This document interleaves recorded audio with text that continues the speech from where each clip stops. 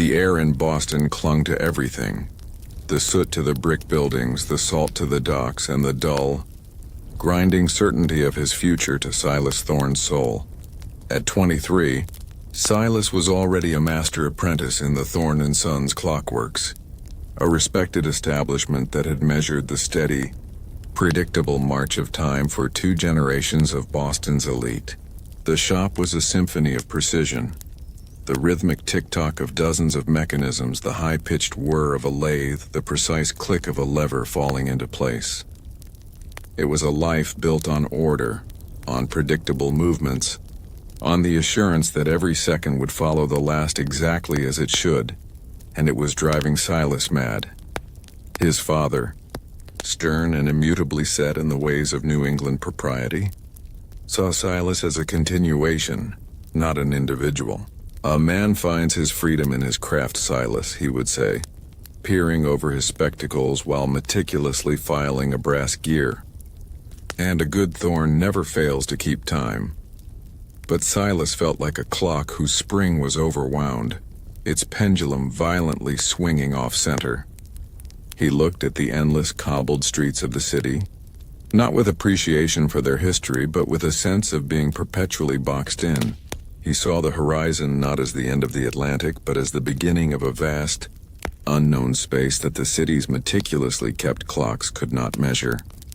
His discontent was a quiet hum, a vibration that only he felt, like a subtle imperfection in a perfect mechanism. It manifested in small rebellions. While his father drafted financial ledgers, Silas was sketching maps. Not of Boston, but of places with impossible names. The Black Hills, the Great Salt Lake, the Yellowstone. Places where the time was not kept by polished brass and steel, but by the movement of the sun and the flow of mighty rivers. One cold evening in October of 1849, the quiet hum of his dissatisfaction suddenly became a shout. He was working late, assembling a grand mahogany grandfather clock, a wedding gift for a prominent merchant. As he set the final weight, the clock let out a deep, resonant gong marking midnight. Silas stood back, admiring the flawless execution of his labor. It was beautiful, it was valuable, and it was utterly meaningless to him. He picked up a discarded newspaper, one that his father had used to wrap a spare part. The headline, printed in bold, crude type, was months old, but it hit him like a fresh wave. Gold. A river of fortune in California. Silas knew the tales were exaggerated, that the journey was brutal, and that the vast majority of men who went west found only hardship and ruin.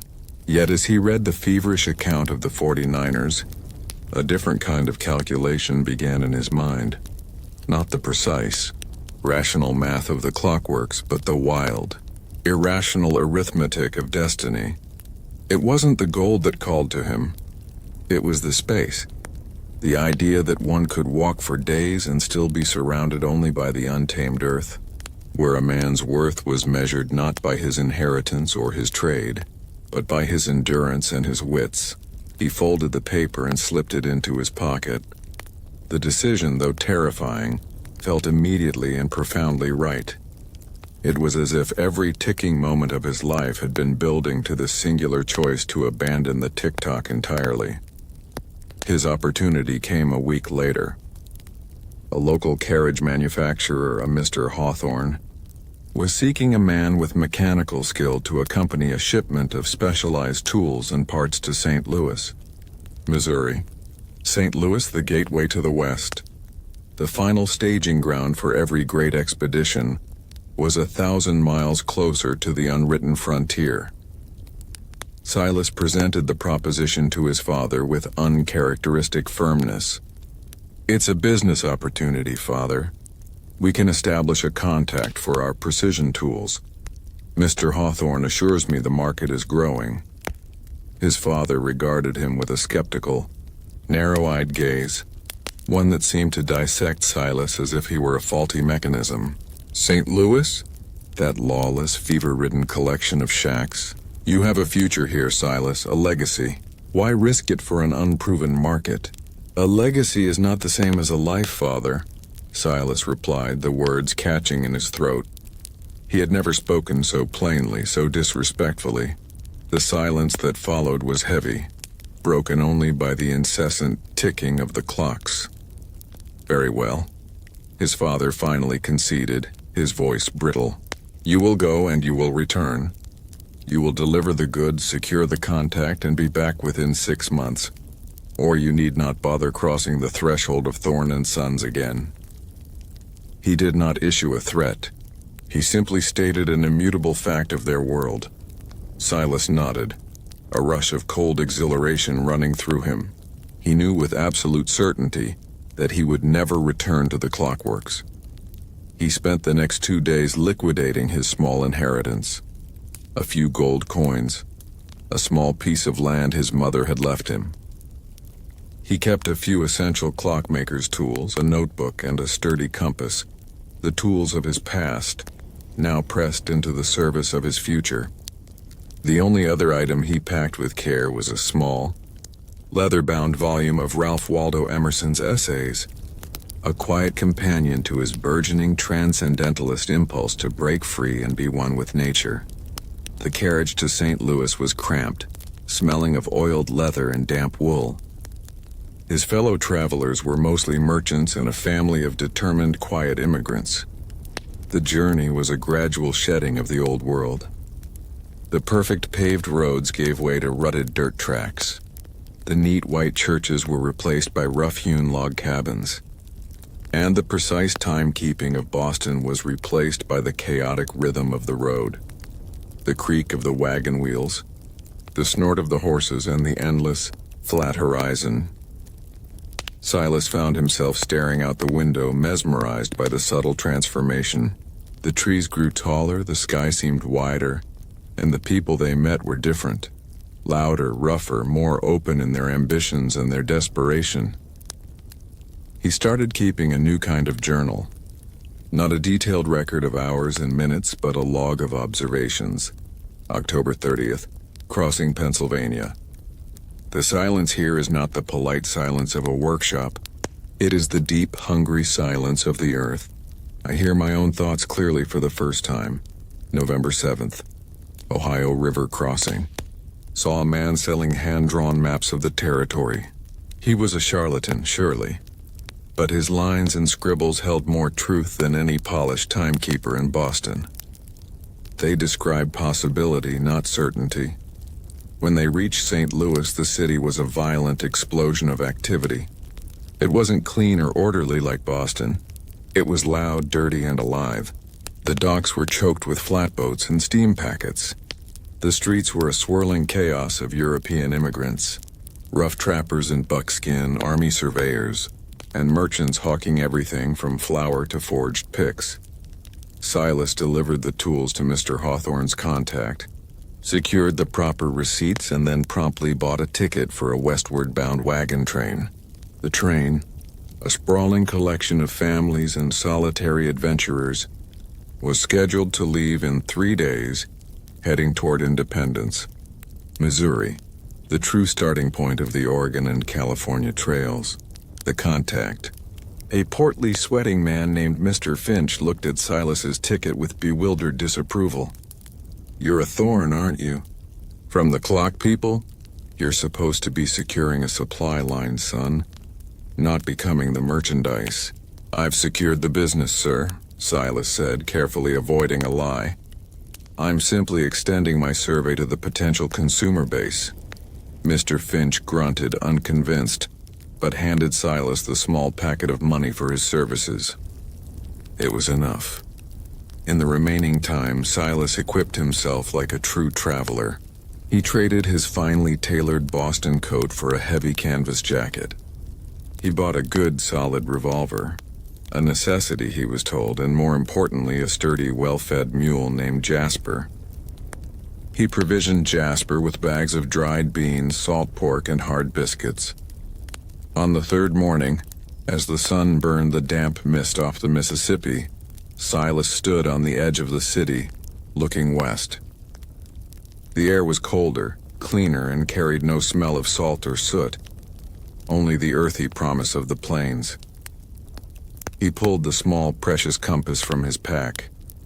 Its needle, made of the finest steel and perfectly calibrated in the Thorn and Sons workshop, trembled slightly before settling on west. He had spent his life making things that kept time. Now he was finally ready to live a life that defied it. He placed his hand on the mule's rough neck. "Well, Jasper," he murmured, the words feeling foreign and exhilarating.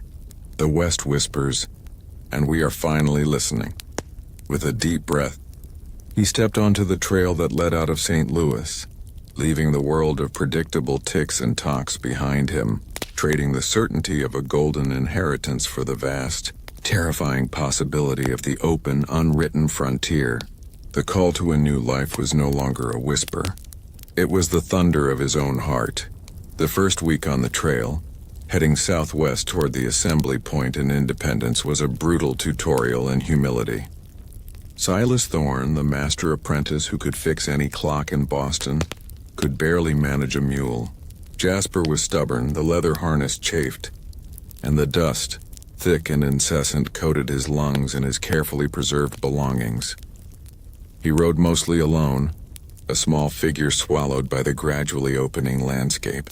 Yet he was not escaping the incessant company of the one thing he truly wanted to leave behind: memory. The past didn't come in flashes of vivid horror. It came in the quiet, methodical ticking of his mind, like an internal clock that refused to stop.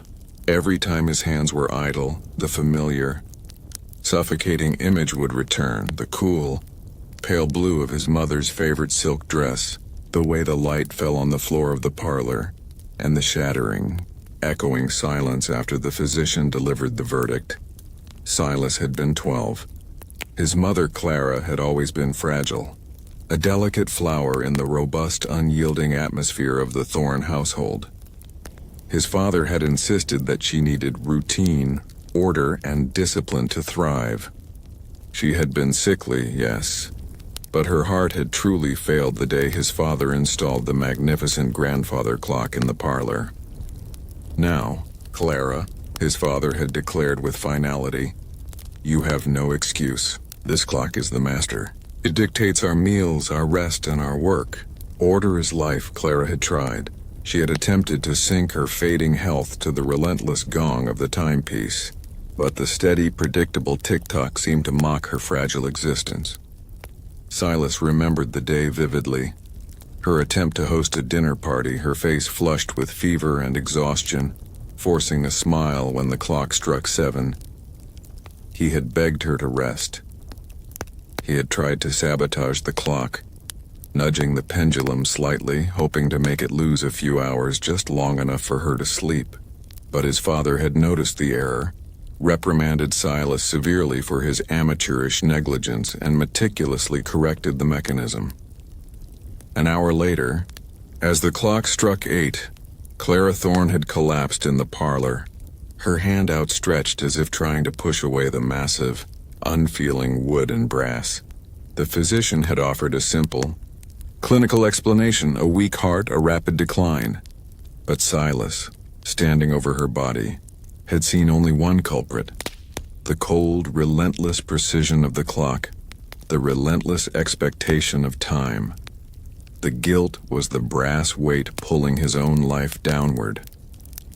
He too was a clockmaker. He had inherited the skill, the precise hand, the logical mind of his father. Every beautiful mechanism he crafted, every piece of order he imposed on the chaos of springs and gears, felt like a silent, horrifying pact with the very force that had consumed his mother. He was haunted by the fact that he was so good at creating the instruments of rigid, unyielding order. That was the shadow of the old world he carried. It wasn't just his father's expectations. It was the internalized belief that order led to death, that freedom lay only in unmeasurable chaos. One afternoon, a torrential late autumn rain began, turning the dirt track into a sucking, brown quagmire. Silas and Jasper were forced to take shelter under a dilapidated, abandoned lean-to on the edge of a barren field. The rain lashed down, blurring the horizon and silencing the world. It was a perfect moment for the memory to return, vivid and cruel. Silas sat in the mud, staring at his hands, the hands that could make the most intricate gears, the hands that could have stopped that clock. A gruff voice cut through the memory. "You look like a man who just lost his last dollar, boy. Though by the look of your clothes, you didn't start with many." Silas looked up. Standing in the mouth of the lean-to was an imposing figure. A man perhaps 50 years old, built like an oak barrel, with a face weathered by sun and wind into a tapestry of deep lines. He was dressed in worn buckskin and carried a long, antique rifle with the casual intimacy of a walking stick. "I have my resources, sir," Silas replied, trying to sound authoritative. The man chuckled, a rough, dry sound. "Resources are what's in your head, not your pocket out here. Name's Elijah Cole, and you've got a look about you, a look of a man running from something that ain't behind him." Silas felt a flush of heat rise to his neck.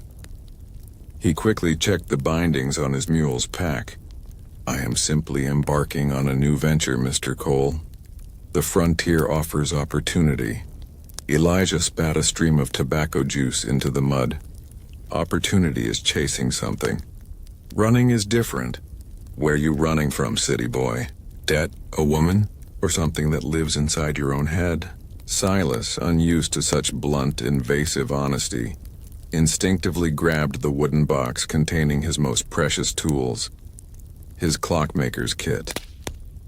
"I am leaving Boston." It was a place of too much precision, too much time kept. Elijah's sharp blue eyes settled on the box. "Ah, precision. You a surveyor or a doctor?" "A clockmaker," Silas admitted, hating the small, proud ring the word still carried. "Or I was." Elijah threw his head back and let out a bellowing laugh. "A clockmaker? Headin' west. Well, that takes the cake. Son, there ain't no time out there, just distance. And the difference between sunrise and sunset. You'll find no parlor clocks on the Oregon Trail." Elijah's words were a revelation. No time, just distance. This was the final break with the past Silas had been seeking. The West wasn't just a place to strike gold. It was a vast, lawless expanse where his skill, the symbol of his inherited guilt, was utterly meaningless. He could finally be a man defined not by the minutes he counted, but by the ground he covered. "Then I am in the right place," Silas said, the conviction settling deep in his chest. Elijah seemed to recognize the shift in the young man's posture. He didn't mock him again, but simply nodded toward the muddy trail. "I'm heading to Independence, meeting a train there. If you know how to mend a broken wagon axle as well as a broken spring, you can ride alongside me. I could use a lookout that can read the sky better than the bottom of a whiskey glass." Silas accepted the offer instantly. Elijah Cole was a man of the West, a link to the chaos and freedom he craved. The next 2 days, riding alongside Elijah, were filled with lessons. Elijah taught him how to set a snare, how to read the clouds for a coming storm, and most importantly, how to distinguish between a trail and a wish. He spoke little of his own past, but his silences were easy, unlike the strained silence between Silas and his father. Silas, encouraged by Elijah's lack of judgment, finally articulated the core of his restlessness, though he did not mention his mother's death directly. "In Boston, Mr. Cole, every moment was accounted for. Every minute was a brick laid in a wall. I felt like I was being walled in, suffocating under the weight of a future that had already been determined for me." Elijah listened, his gaze fixed on the horizon. "That ain't just Boston, son. That's the nature of settled men. They trade the wildness of life for the security of routine. They measure everything and call it wisdom." He turned to Silas, his expression suddenly serious. "But you ought to know one thing. The West has its own kind of time. It's not a measured time. It's a brutal time. The sun will burn you in minutes and the blizzard will freeze you in hours. Out here, you don't run from the clock. You run from the natural world, which is a far harsher master than your old man. Elijah's honesty was a cold compress on Silas's fevered imagination. He wasn't running to a paradise of unconstrained freedom. He was running to a different kind of discipline, one that demanded acute alertness, not merely skillful execution. As they finally approached the outskirts of Independence, the sheer scale of the preparation for the westward migration was astounding. Hundreds of wagons were gathered, forming a temporary, chaotic town of canvas and iron. The air buzzed with the sound of hammers, the shouts of teamsters, and the bleating of livestock. Silas dismounted Jasper. He opened his clockmaker's kit, a small polished wooden box that felt completely out of place against the rough-hewn backdrop. He pulled out his most prized possession, a tiny, exquisitely made gold-plated mainspring, the heart of a timepiece. He held it up to the setting sun. It glittered, a perfect testament to the order and genius of the world he was leaving. It was a beautiful, terrible thing, with a profound sense of closure, a gesture that spoke louder than any argument with his father. Silas took the mainspring and threw it with all his strength into the dense, muddy undergrowth bordering the camp. It was a small act, unnoticed by the surging crowds. But to Silas, it was the definitive final break with the past. He was no longer a clockmaker running from a city. He was a man standing on the edge of the world, having symbolically buried the instrument of his guilt and the embodiment of his trauma. He turned to Elijah, the dust and the setting sun making his face look older, harder. "What's the first thing I need to know about the trail?" Elijah grinned, a gap-toothed, genuine smile that crinkled the corner of his eyes. "The first thing, Silas Thorne, is that the trail don't care who your daddy was. Now let's find a spot to camp. We start tomorrow, and tomorrow is a mighty long day." Silas nodded, a sense of relief washing over him. Not the gentle easing of comfort, but the powerful, cleansing force of a dam finally breaking. He slung his rifle over his shoulder and followed Elijah into the heart of the chaotic camp, a man who had traded the tyranny of time for the terrifying, hopeful freedom of distance. "You're asking me to continue the narrative of Silas Thorne, following his departure from Boston and his arrival at the chaotic assembly point of the wagon train. The focus for this segment is establishing the core conflict or a critical historical backdrop, e.g., post-Civil War tension, the gold rush, the Roaring Twenties, and how it affects the protagonist's life, with a target length of 3,500 words. Since the overarching story has already been started and subsequent sections were written, I will integrate the text from your existing Section the Third and Section 4, the conflict of the trail and the dark heart of order, to create a continuous 3,500-word segment focusing on the gold rush frontier conflict and how it immediately impacts Silas. I will ensure the story flows logically from his arrival at Independence and includes the previously prepared image prompts in their relevant locations. The conflict of the trail and the dark heart of order. The Independence, Missouri encampment was the very crucible of the American West. It was a place where hope was traded for supplies, and where social order, the kind Silas had known in Boston, dissolved into a raw, provisional democracy ruled by immediate need and sharp ambition. The critical historical backdrop was undeniable: the gold rush. It was the fever driving the heart of the assembled company, a violent, irresistible lure that dictated every decision, every supply purchase, and every tense interaction. Silas and Elijah joined a massive train captained by a stern, former military officer named Harrington. Captain Harrington's rules were rigid, his discipline absolute, and his goal singular: to move the maximum number of people and goods to the California goldfields with maximum efficiency, treating the company like a slow-moving, heavily armed regiment. For Silas, this environment immediately presented a new, external form of the tyranny of the clock, he had fled. Harrington's order was not one of polished brass, but of rough iron and brutal necessity, a set of rules designed to survive the chaos, yet stripping life of its compassion. Elijah, with his blunt frontier honesty, was quick to introduce Silas to the true nature of their fellow travelers. "They look at you, city boy, and they see fresh meat," Elijah commented one evening, sharpening his hunting knife. "You don't look like you've earned the dust on your boots yet. And out here, if you haven't earned it, they'll try to steal it, one way or another." The vast majority of the company were fortune seekers, men and a few families consumed by the vision of immediate wealth. They were driven by a brutal, self-serving logic that saw the vast, empty West not as a land to be respected, but as a resource to be stripped bare and abandoned. The core conflict was established: the clash between the ordered, yet inhumane, ambition of the settlers and the unpredictable, yet morally clear, reality of the untamed land. The first conflict: water and the measure of a man. The first true conflict arose not from outside, but from within the train itself, centered on the most precious commodity: water.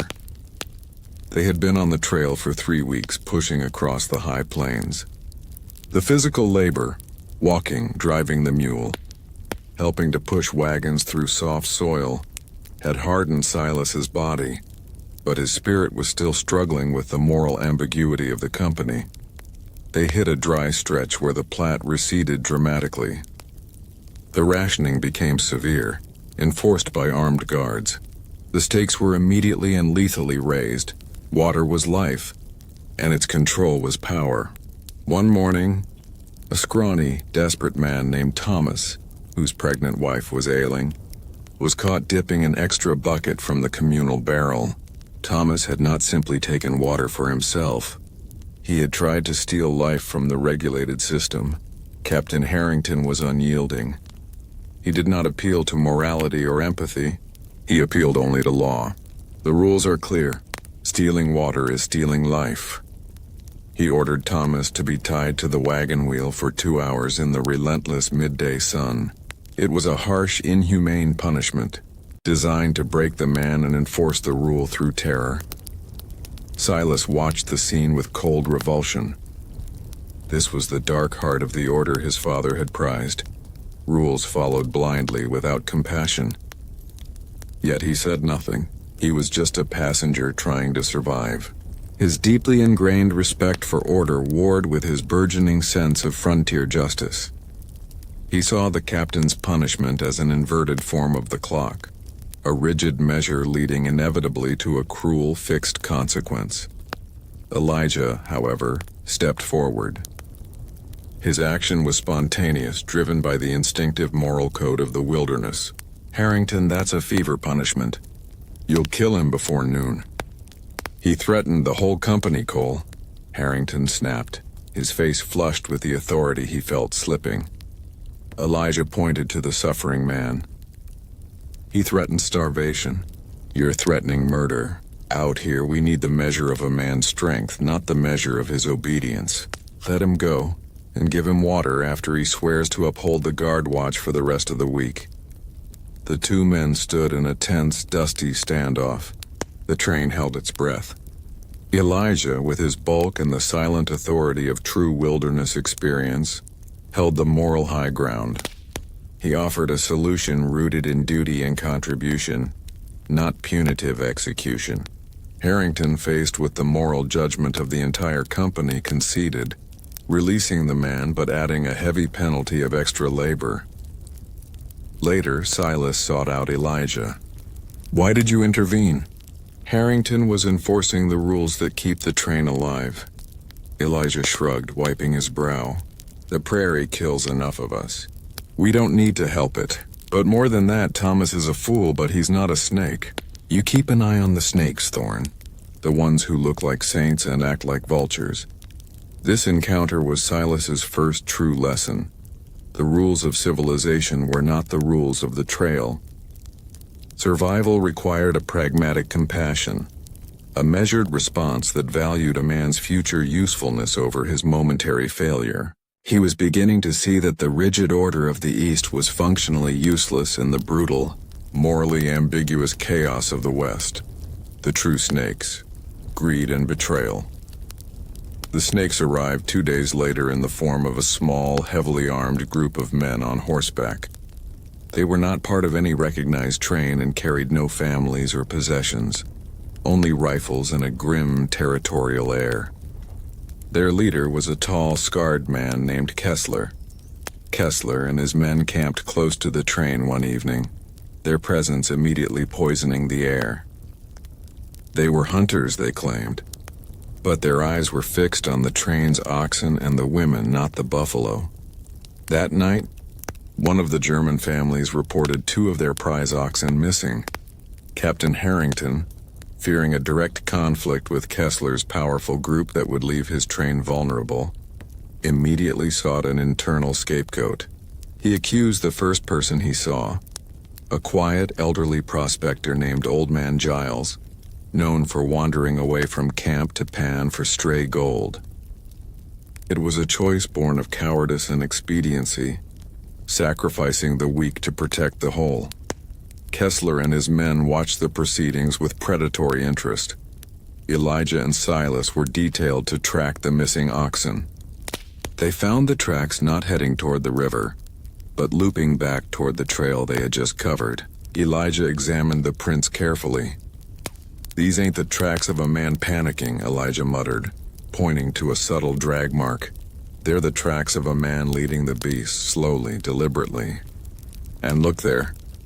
He pointed to a distinct new boot print overlaying the cattle prints. It was a distinctive, expensive boot, not the worn leather of Old Man Giles. Silas recognized the boot print instantly. It belonged to Marcus Vane, a wealthy, arrogant young man who had joined the train late, claiming to be seeking a gentleman's adventure, but who spent his days boasting of his inheritance and his superiority over the common settlers. Vane was Elijah's snake, the one who looked respectable but carried poison. The betrayal came not from the desperate or the wild, but from the entitled. They tracked the oxen and Vane through a ravine where Vane was attempting to butcher the animals for their meat and hides, intending to claim the carcasses were found stray. The ensuing confrontation was fast and ugly. When Vane saw them, he panicked, drawing a small pearl-handled pistol. "Stand down, Vane," Elijah commanded, raising his rifle halfway. "We know they're Harrington's oxen. Now you'll tie up the hides and walk back with us." Vane, cornered and desperate, fired wildly. The shot went wide, kicking up dust between Silas and Elijah. It was Silas who moved first, relying on an instinct he didn't know he possessed. He grabbed a heavy stone, the kind used to chalk the wagon wheels, and hurled it. The stone caught Vane's arm, knocking the pistol into the mud. Elijah was on him instantly, wrenching Vane's arms behind his back. As they dragged Vane and the butchered oxen back to camp, they passed Kessler's band, who were leaning on their saddles, watching. Kessler gave Silas a long, calculating look, a silent assessment of the city boy who had found the courage to fight. Harrington, humiliated to discover the thief was one of the train's respectable members, was forced to confront the depth of the internal corruption. Vane was expelled from the train, a virtual death sentence on the plains, and the incident became a crucible, marking Silas as one of Elijah's men, a status that offered both protection and new enemies. The unpredictable enemy, territory, the most defining encounter, however, occurred as they neared the South Platte crossing, forcing Silas to confront an external order completely separate from the greed of the gold rush. They were following a wide, natural track that skirted a series of low bluffs. Elijah, riding ahead with Silas, suddenly raised his hand, halting the main column. Silas saw them then. 3 men far from the wagon train, sitting silently on horseback on the crest of a bluff, watching. They were Lakota, their posture one of quiet, formidable patience, their clothing and manner utterly alien to the settlers. A wave of palpable fear and immediate distrust swept through the wagon train. Guns were drawn. Women pulled children into the wagons. This was the savage menace the newspapers back east had warned against, the unpredictable enemy of civilization. Captain Harrington rode forward, his face pale but determined. "Cole, negotiate. Tell them we mean no harm, we just want to pass. Offer them a sack of flour." Elijah dismounted slowly, handing his rifle to Silas. "No, Captain. Don't rush the talk, and don't offer food first. That makes us beggars. Or fools."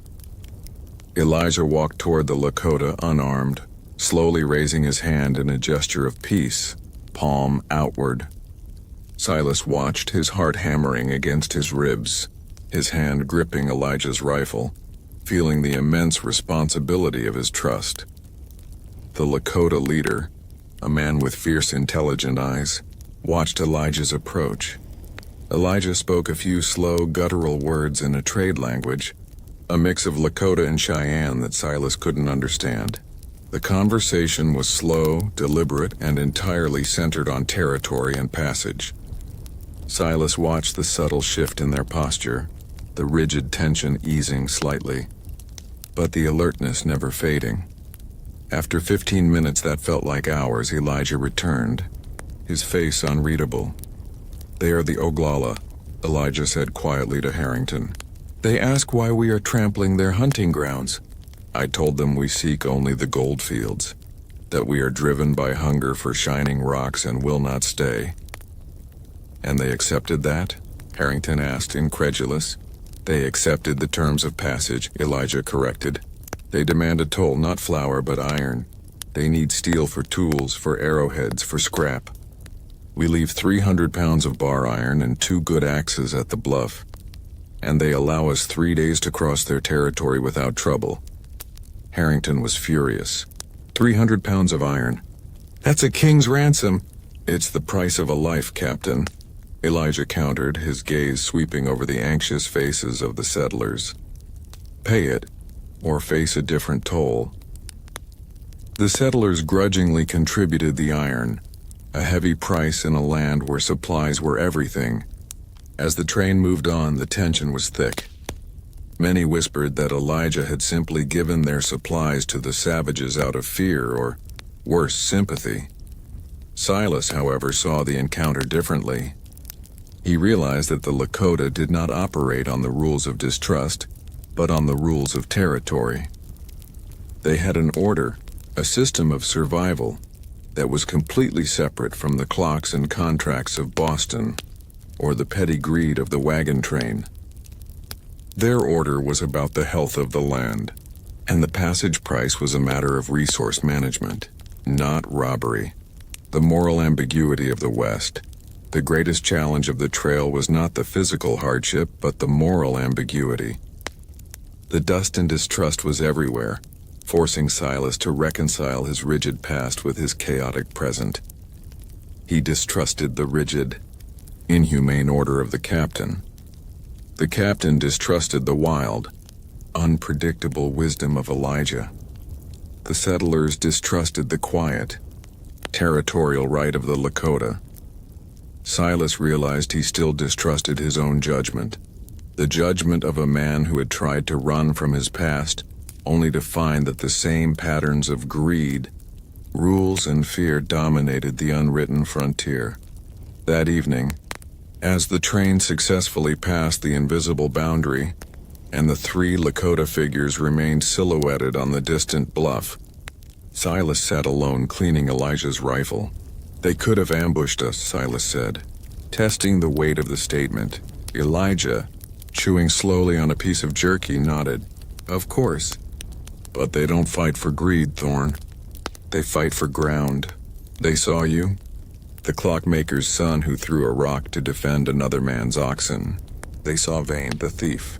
They saw Harrington, the fool. And they saw me. They measure a man by his actions on their ground, not by his money or his words. Silas ran his hand over the cold, familiar steel of the rifle barrel. It was the antithesis of a clock, a machine designed for sudden, violent finality, not for steady, measured movement. He had started the journey running from the certainty of time, but he was learning that the American West, the Great Divide, demanded a new kind of certainty, the certainty of action and the brutal recognition of consequence. The dust settled on everything, on the rich, the poor, the honest, and the thief, and in this great dusty equalizer, Silas was finally beginning to understand the real stakes of his new life. He was no longer just running from Boston. He was learning how to fight for his survival on the vast, morally complex stage of the American West. The conflict of the trail had stripped away his old identity and forged a new one.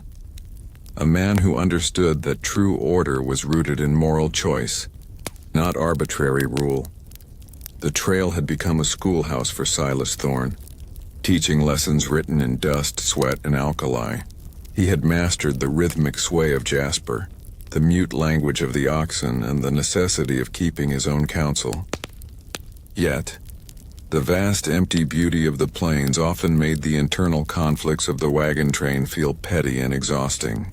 The journey, though physically grueling, still lacked the definitive purpose he had traded his old life for. He was an ally to Elijah, a survivor of the trail's greed and fear, but he was still merely a passenger on the gold rush train, heading toward a destination dictated by fortune, not destiny. It was in the desolate, monotonous miles between the South Platte and the eventual crossing of the North Platte that fate intervened. Not with the grand spectacle of a natural disaster, but with the subtle, insidious cruelty of illness. This was the true inciting incident that would reroute his life. A sickness, a brutal rapid dysentery often known as mountain fever, began to sweep through the crowded train. It showed no respect for wealth, piety, or discipline, striking the weak and the strong alike. The measured daily progress of the train slowed to a crawl, punctuated by hurried roadside burials and the terrible, constant sound of coughing. The efficient, rigid order Captain Harrington prized crumbled instantly under the microscopic chaos of disease. Captain Harrington, rigid and rule-bound, quickly lost control. Fear and paranoia were better motivators than any whip. Families isolated themselves. Supplies, especially medicine, became impossible to barter for. The gold rush mentality shifted from one of aggressive acquisition to one of terrified self-preservation. It was during this crisis that Silas's old, precise skills found an unexpected new use. The fever didn't yield to his knowledge of clock mechanics, but order did. He found himself applying the disciplined logic of his former trade to the chaos of the infirmary. He found himself helping the train's sole, overwhelmed physician, a tired, stoic woman named Dr. Eleanor Vance. Silas didn't know medicine, but he knew how to manage resources, how to keep meticulous records, and how to sterilize with alcohol and heat. He organized the makeshift infirmary tent, allocating boiled water and scarce opium tinctures with the precision he once used for regulating escapements. One evening, Dr. Vance, utterly spent, leaned against the wagon wheel, watching Silas meticulously clean a tin surgical kit. "You're a clockmaker, Mr. Thorne," she whispered, her voice raw. "You should be mending watches, not fevered souls." "A mechanism is a mechanism, Doctor," Silas replied, not looking up. "And this one is running terribly fast. I am just trying to slow the escapement." Dr. Vance smiled faintly. "No, Silas, clocks are about predicting the future. People are about accepting the chaos of the present. You were meant to run away from time, and here you are desperately trying to manage what little time these folks have left." The sickness had a cruel logic. It struck the vulnerable, and among the hardest hit were the German immigrant families, the ones who kept strictly to themselves, their language and culture isolating them further. In particular, a family named Krieger, a father, Mother and their 10-year-old daughter Elsa were devastated.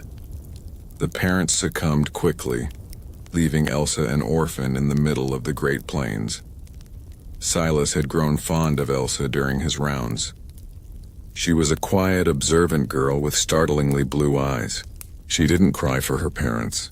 She just sat silently holding a small, crudely carved wooden bird. Her silence was louder than any wail. The wagon train's reaction was brutally practical. No one wanted to take on the burden of a fever-ridden, non-English-speaking orphan. Captain Harrington, seeing only the drain on resources and the risk of contagion, declared that the child would have to be left with the last family that could spare resources, or, more likely, placed with the next military detachment heading east, effectively abandoning her to an uncertain, bleak fate. This was the moral crisis. The company's rule was to maximize self-interest. The practical course was to follow Harrington's order and preserve his own journey to the gold rush. To take Elsa was to accept a crushing burden, to trade freedom for servitude, and to completely reroute his life. It was a choice between the cold logic of the clock, self-preservation, and the chaotic demand of the heart, compassion. That night, Elijah Cole found Silas sitting alone by the Krieger wagon, guarding the sleeping Elsa. "You can't take her, Thorne," Elijah said gently, breaking a long silence.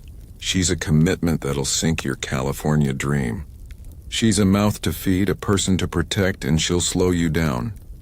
Silas looked down at the sleeping girl. He saw not a burden but a piece of the chaos that he was finally ready to face.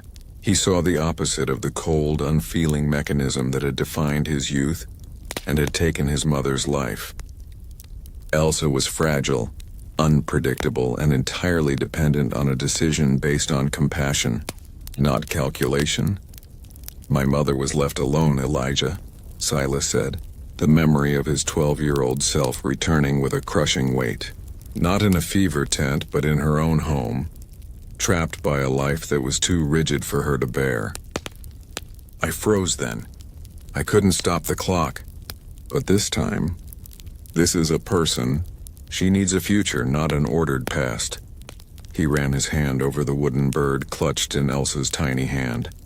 "If I leave her, I am no better than my father. I am choosing the certainty of my own success over the duty of a human life. I am choosing the clock again." Elijah watched him, his weathered face softened by the firelight.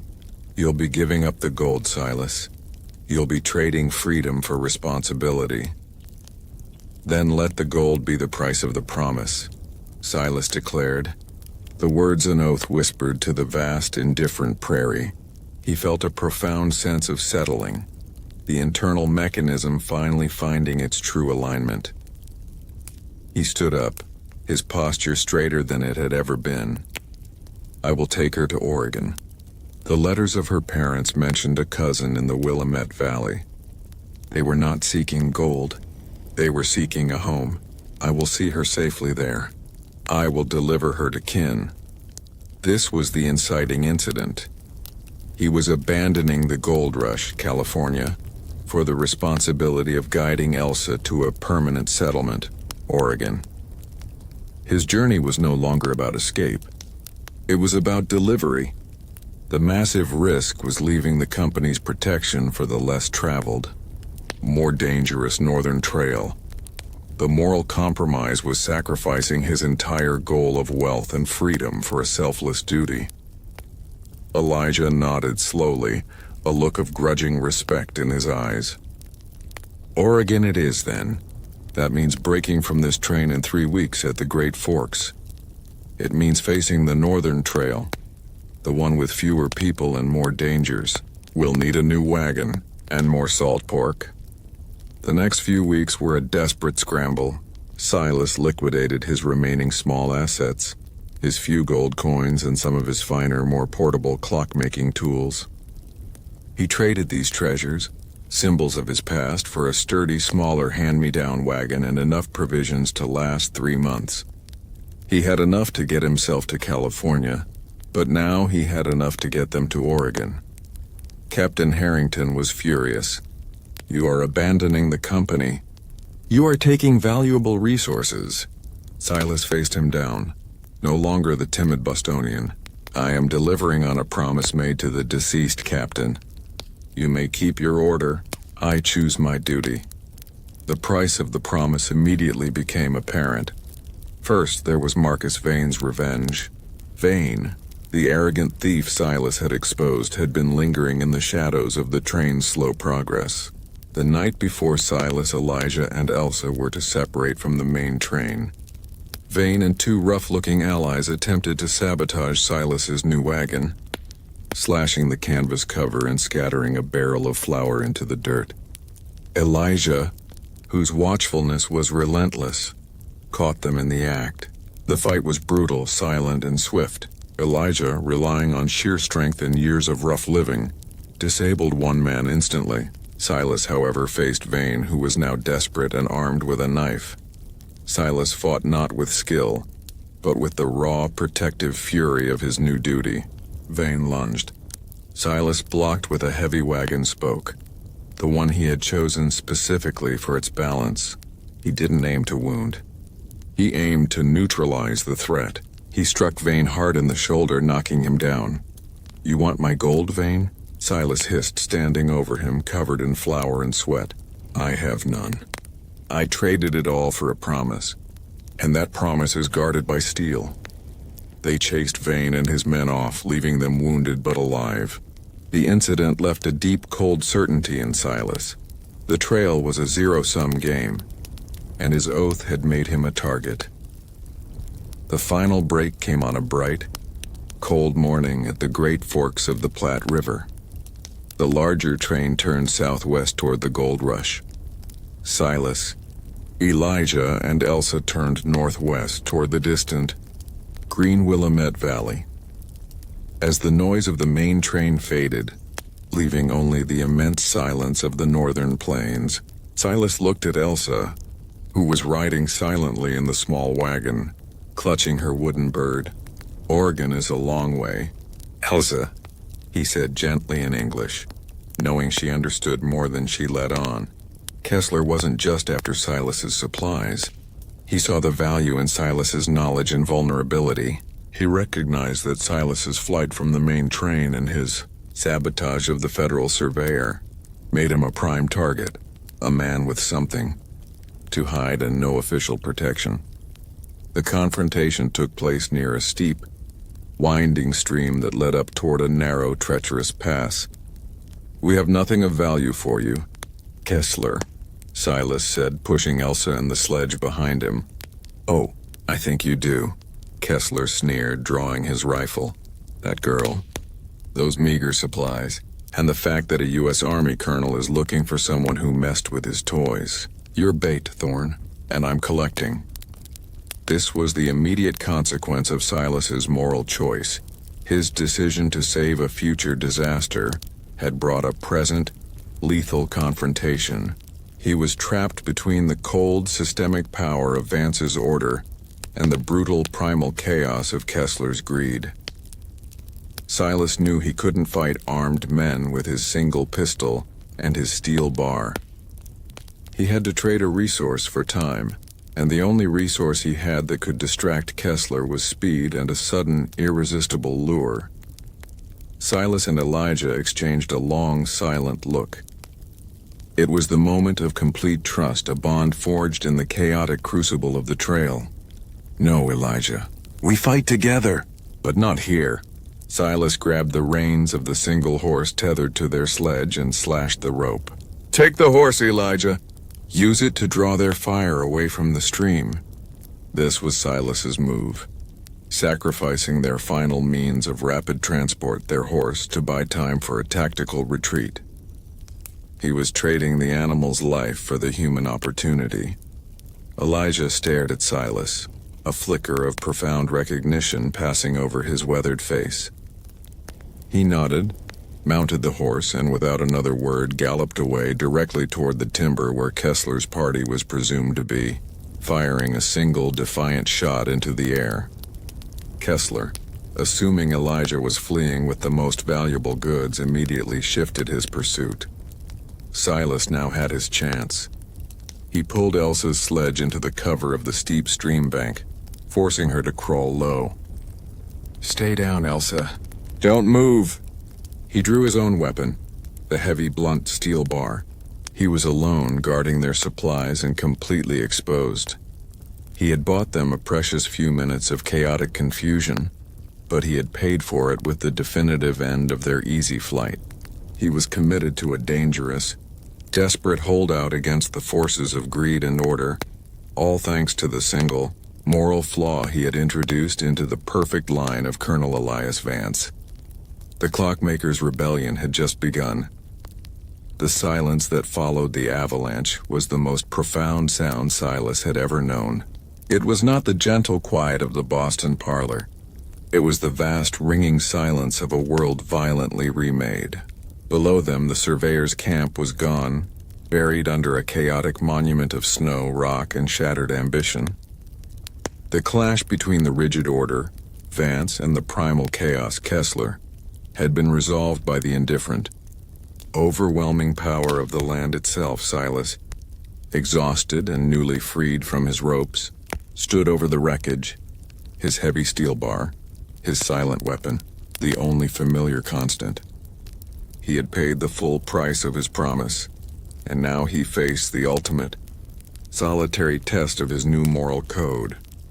He saw Colonel Vance, pinned under the ruined theodolite, the instrument of his precise, flawed ambition, now his own tomb.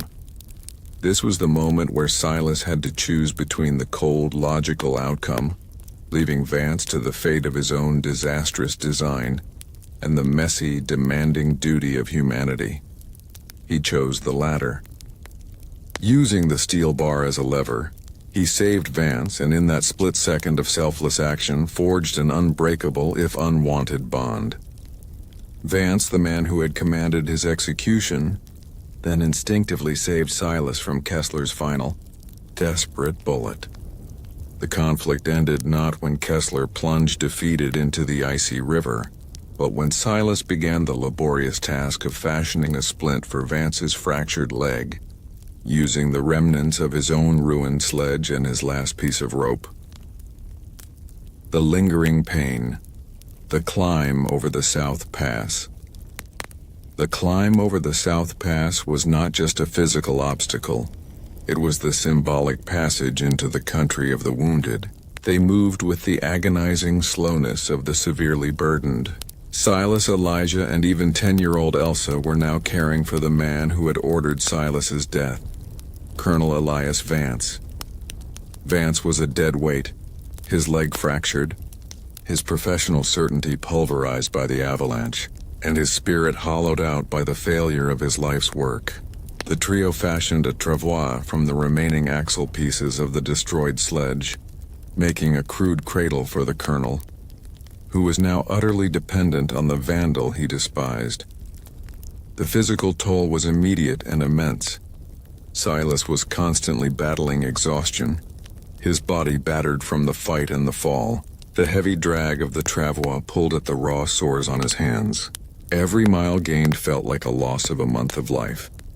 He learned to conserve his energy with the precision he once applied to his craft, measuring his effort against the grade of the slope, finding the most efficient, least demanding path, a new, painful calculus of survival. But the emotional and psychological toll was the heaviest burden. The echoes of conflict did not fade with the gunfire. They resonated in the silence of the vast cold mountains. Silas was haunted by the sight of the bodies buried beneath the avalanche. Vance's men, Kessler's thugs, all victims of the land they had tried to dominate. He kept replaying the moment of his moral choice, the second he chose to save Vance instead of leaving him to his fate. It was a victory, but it was purchased with a profound exhaustion of the soul. He felt the weight of loss for the first time. Not the clinical loss of his mother years ago, but the visceral recent loss of possibility and peace. His journey had not led to freedom, but to a deeper, more demanding kind of obligation. The scars that won't fade one freezing evening. As they camped on the western slope, Silas sat by the fire, cleaning the blood and grime from the heavy steel bar. His silent weapon, Elsa, who had been unnaturally quiet since the ambush, came and sat beside him. She still clutched her wooden bird. She looked up at Silas, her eyes reflecting the small, struggling flame. "Your hands," she whispered in broken English, pointing to the raw, red skin of his palms. "They are broken." "They are just sore, little one," Silas replied gently. "They will mend," Elsa shook her head. "No, the wounds on the outside heal.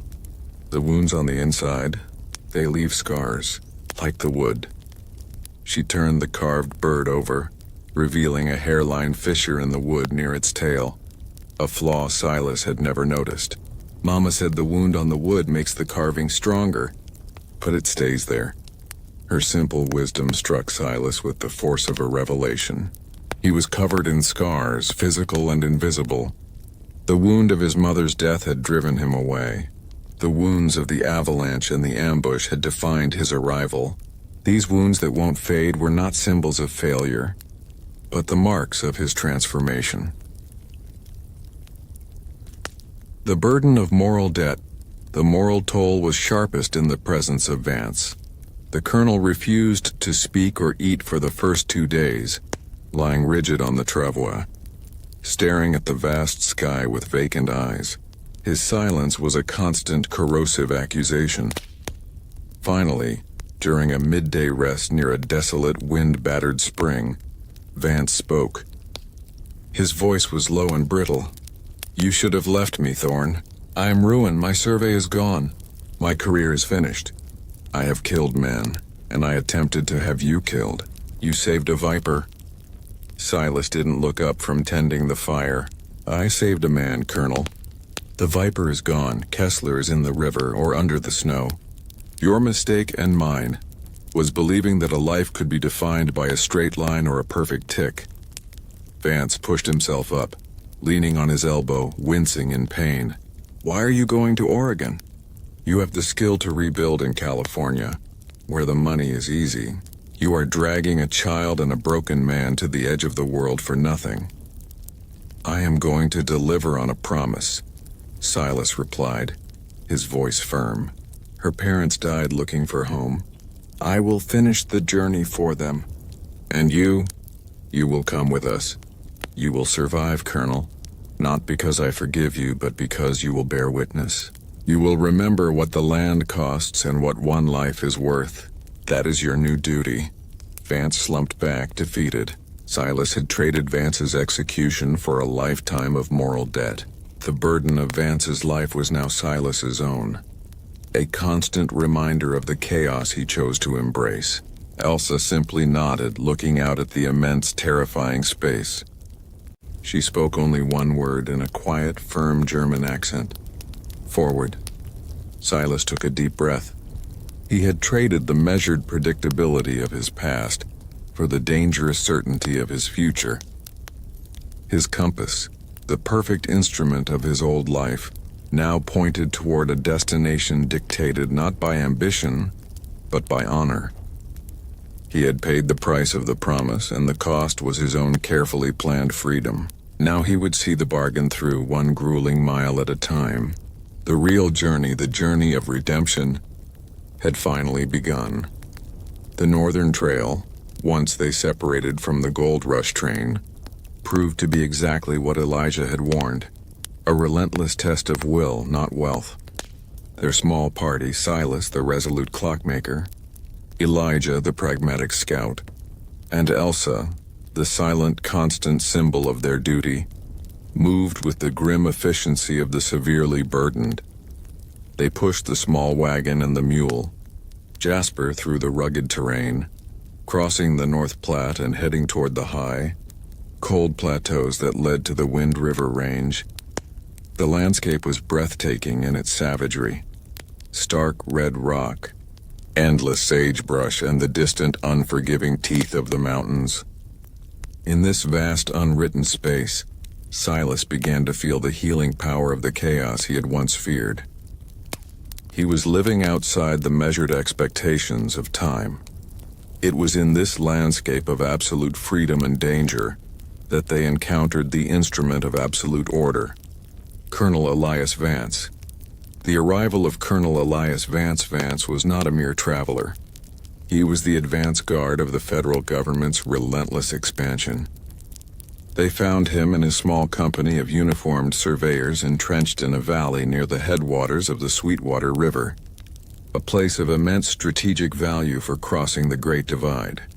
Colonel Vance, a man in his late 40s, was the physical embodiment of the rigid order Silas had fled. He was impeccably dressed in a dark blue, dusty but pristine military uniform. His posture was ramrod straight. His movements were precise, and his eyes, cold and calculating, missed nothing. He carried authority like a second skin. Vance was not searching for gold, but for something far more permanent and destructive. A line. He was a leading engineer for the U.S. Army Corps of Topographical Engineers, tasked with charting the most direct, mathematically perfect route for a potential transcontinental railroad and future settlement. He was imposing civilization onto the chaos of the frontier, one precise angle at a time. When Silas and Elijah approached the camp, they were immediately halted by two young, armed surveyors. Colonel Vance emerged from a large tent, a complicated brass and iron instrument resting on a tripod beside him, a highly advanced theodolite. This instrument, with its intricate gears, leveling screws, and lenses, was a cousin to the clocks Silas once built, a machine designed to measure and enforce geometric perfection. "Halt. There," Vance commanded, his voice sharp and carrying the weight of institutional power. "Who are you, and what is your business in a federally restricted survey area?" Elijah stepped forward, his manner deliberately slow and non-threatening. "We're travelers, Colonel, heading north to Oregon. Just passing through your line." Vance glanced dismissively at Elijah's buckskins. Then his cold eyes settled on Silas. He saw the quality of Silas's jacket, the intelligence in his eyes, and, most tellingly, the small, leather-bound box Silas guarded, his toolkit. "You, sir?" Vance addressed Silas, ignoring Elijah. "You have the look of a man who understands mechanisms. What is your trade?" Silas felt the old instinct to lie, to hide his past, but the colonel's piercing gaze demanded truth. "I was a clockmaker, sir. A precision mechanic from Boston." A flicker of genuine, calculating interest crossed Vance's face. This was the core conflict embodied. The two men were masters of the same underlying principle, precision mechanics, but dedicated to opposing moral aims. Humanitarian duty versus imperial order. "A clockmaker," Vance mused. "Then you understand the necessity of perfect alignment. I am charting the line for the future of this nation, a transcontinental rail route. My work requires zero tolerance for error." He gestured to his magnificent theodolite, its brass gleaming. "This instrument is the foundation of American progress. It imposes geometry onto the savage chaos, and I have reason to believe that a flaw has been introduced, an error I cannot immediately locate." Vance had been having unexplained, subtle discrepancies in his backsighting. He was obsessive about the purity of his line, and the slightest error was a professional offense. He saw in Silas not a traveler, but a potential tool. "You will inspect this instrument, Mr. Thorne," Vance ordered, stepping aside. "Your knowledge of gears and screws is needed to ensure the purity of this line. Failure to cooperate with a federal project is a serious offense." The line of moral flaw Silas approached the theodolite. It was a beautiful machine, a stunning piece of engineering that spoke of vast ambition. He looked through the lens not at the distant markers, but at the mechanisms, the delicate vertical tangent screw, the leveling gears, the precise graduation circles. He realized the immense power of this instrument. With this, Vance could literally draw lines across the continent, defining territories, displacing peoples, and creating flood zones or fertile plains simply by the angle he set. This was order taken to its destructive extreme, the imposition of a rigid, inhuman line onto a chaotic, living world. As Silas worked, making tiny, professional adjustments, Elijah, who had been speaking to one of Vance's younger, nervous surveyors, returned with a grim piece of information. "The Colonel's line," Elijah murmured low to Silas. "It runs directly through the main watering hole for the Shoshone people up north. And worse, it cuts through a known flood zone. He's building his perfect line on a foundation of disaster." Silas froze, his hand resting on the smooth brass of the tangent screw. He looked through the lens again, and now the coordinates and angles he saw were no longer neutral numbers. They were moral judgments. He saw the displaced Shoshone, the inevitable flood, the destruction born of perfect, ruthless calculation. This was the core conflict of the period, embodied in one brass instrument: progress versus consequence. Silas made his pivotal decision. He was a clockmaker. He understood how a single microscopic flaw could throw off a mechanism's performance over time. He knew he couldn't destroy the line, but he could corrupt the order. He took a tiny, specialized file from his kit, a tool he had used to refine the escapement of a chronometer. He made a subtle, virtually invisible adjustment to the vertical tangent screw, a microscopic flaw that would not be apparent in the short term, but which would gradually, inevitably, throw the perfect line off by a disastrous degree once Vance reached the next major point of triangulation, far upriver. He introduced a flaw into the heart of the order. He sabotaged the system not for gold, but for a higher moral imperative: to stop a disaster that would kill both the natives and the settlers who followed the perfect line. Silas stepped back from the theodolite, his face neutral. "The instrument is in perfect order, Colonel. The error is not in the brass. It is in the ground itself." Vance, satisfied by the quick, confident assessment of a fellow craftsman, simply nodded. "Good, you have done your duty, Thorne. Now you will move on, and do not interfere with my survey again." Silas turned to leave, his heart pounding. He had committed a federal crime, sabotage of a government project, a treasonous act punishable by death. He had traded his freedom for the safety of strangers and the integrity of the land. The encounter with Vance was more than a chance meeting. It was the escalation of the main plot. Silas was no longer a man running away. He was now a man actively fighting the forces of rigid imperial order, using the very skills he had once resented. He was using the clockmaker's precision to defend the moral chaos of the human heart. The consequences of the flaw. They rode hard for 3 days, putting distance between themselves and Vance's camp. Elijah, who knew Silas had done something, asked no questions, only nodding with grim approval at the urgency of their flight. But the price of the sabotage was not just fear. It was an active enemy. They were intercepted 3 days later by a small, mounted party that was not Vance's but Kessler's. The same ambitious, predatory leaders Silas and Elijah had crossed paths with on the Gold Rush Trail. Kessler was not looking for gold or oxen.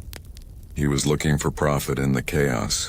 He had lingered around the main train hoping to catch vulnerable stragglers. He had seen Silas and Elijah separate, a small, tempting target. Well, Kessler snarled, blocking their path with 2 heavily armed men.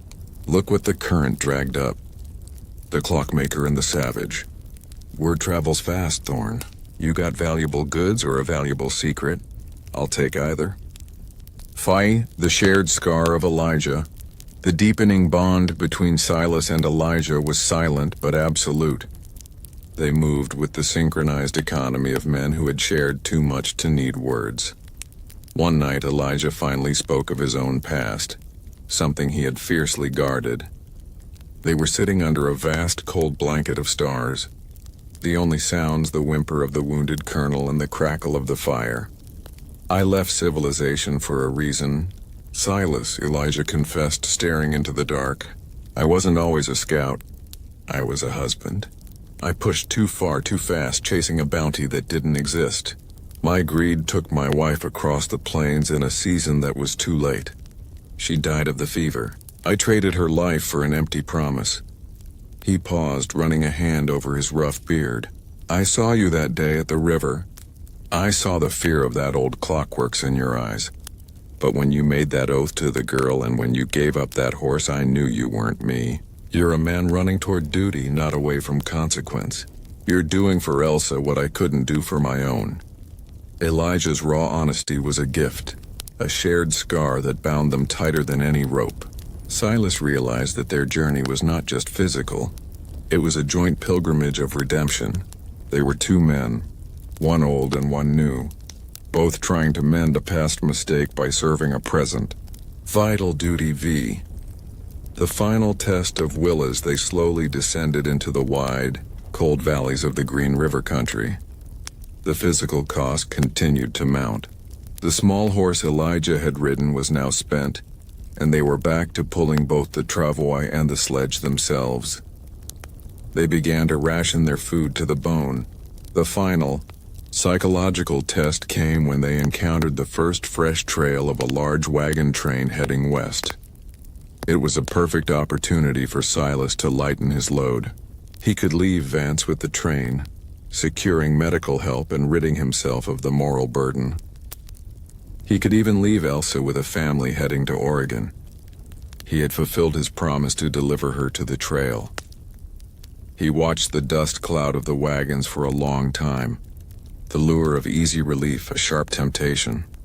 "We could leave him here, Silas," Elijah said softly, seeing the conflict on his friend's face. "No one would know. And you could trade the girl to a good family. You've earned your freedom." Silas looked at the trail, the path of least resistance. Then he looked at Elsa, who was feeding a crumb of dried meat to the silent, feverish Colonel Vance. "No," Silas said, the word coming out solid and unshakable. "The promise is not complete until she is with her family in the Willamette Valley. And Vance is our wound. We don't discard our wounds. We carry them. They remind us of the cost." The journey through the high desert of the Snake River Plain had been a test of perseverance. But as Silas, Elijah, Elsa, and the slowly mending Colonel Vance approached the final barrier, the towering, moss-draped wall of the Cascade Mountains, the nature of the challenge shifted. It was no longer about survival against the wild. It was about protecting their moral choices against the calculated greed of civilization. Vance, confined to the travois, was no longer arrogant.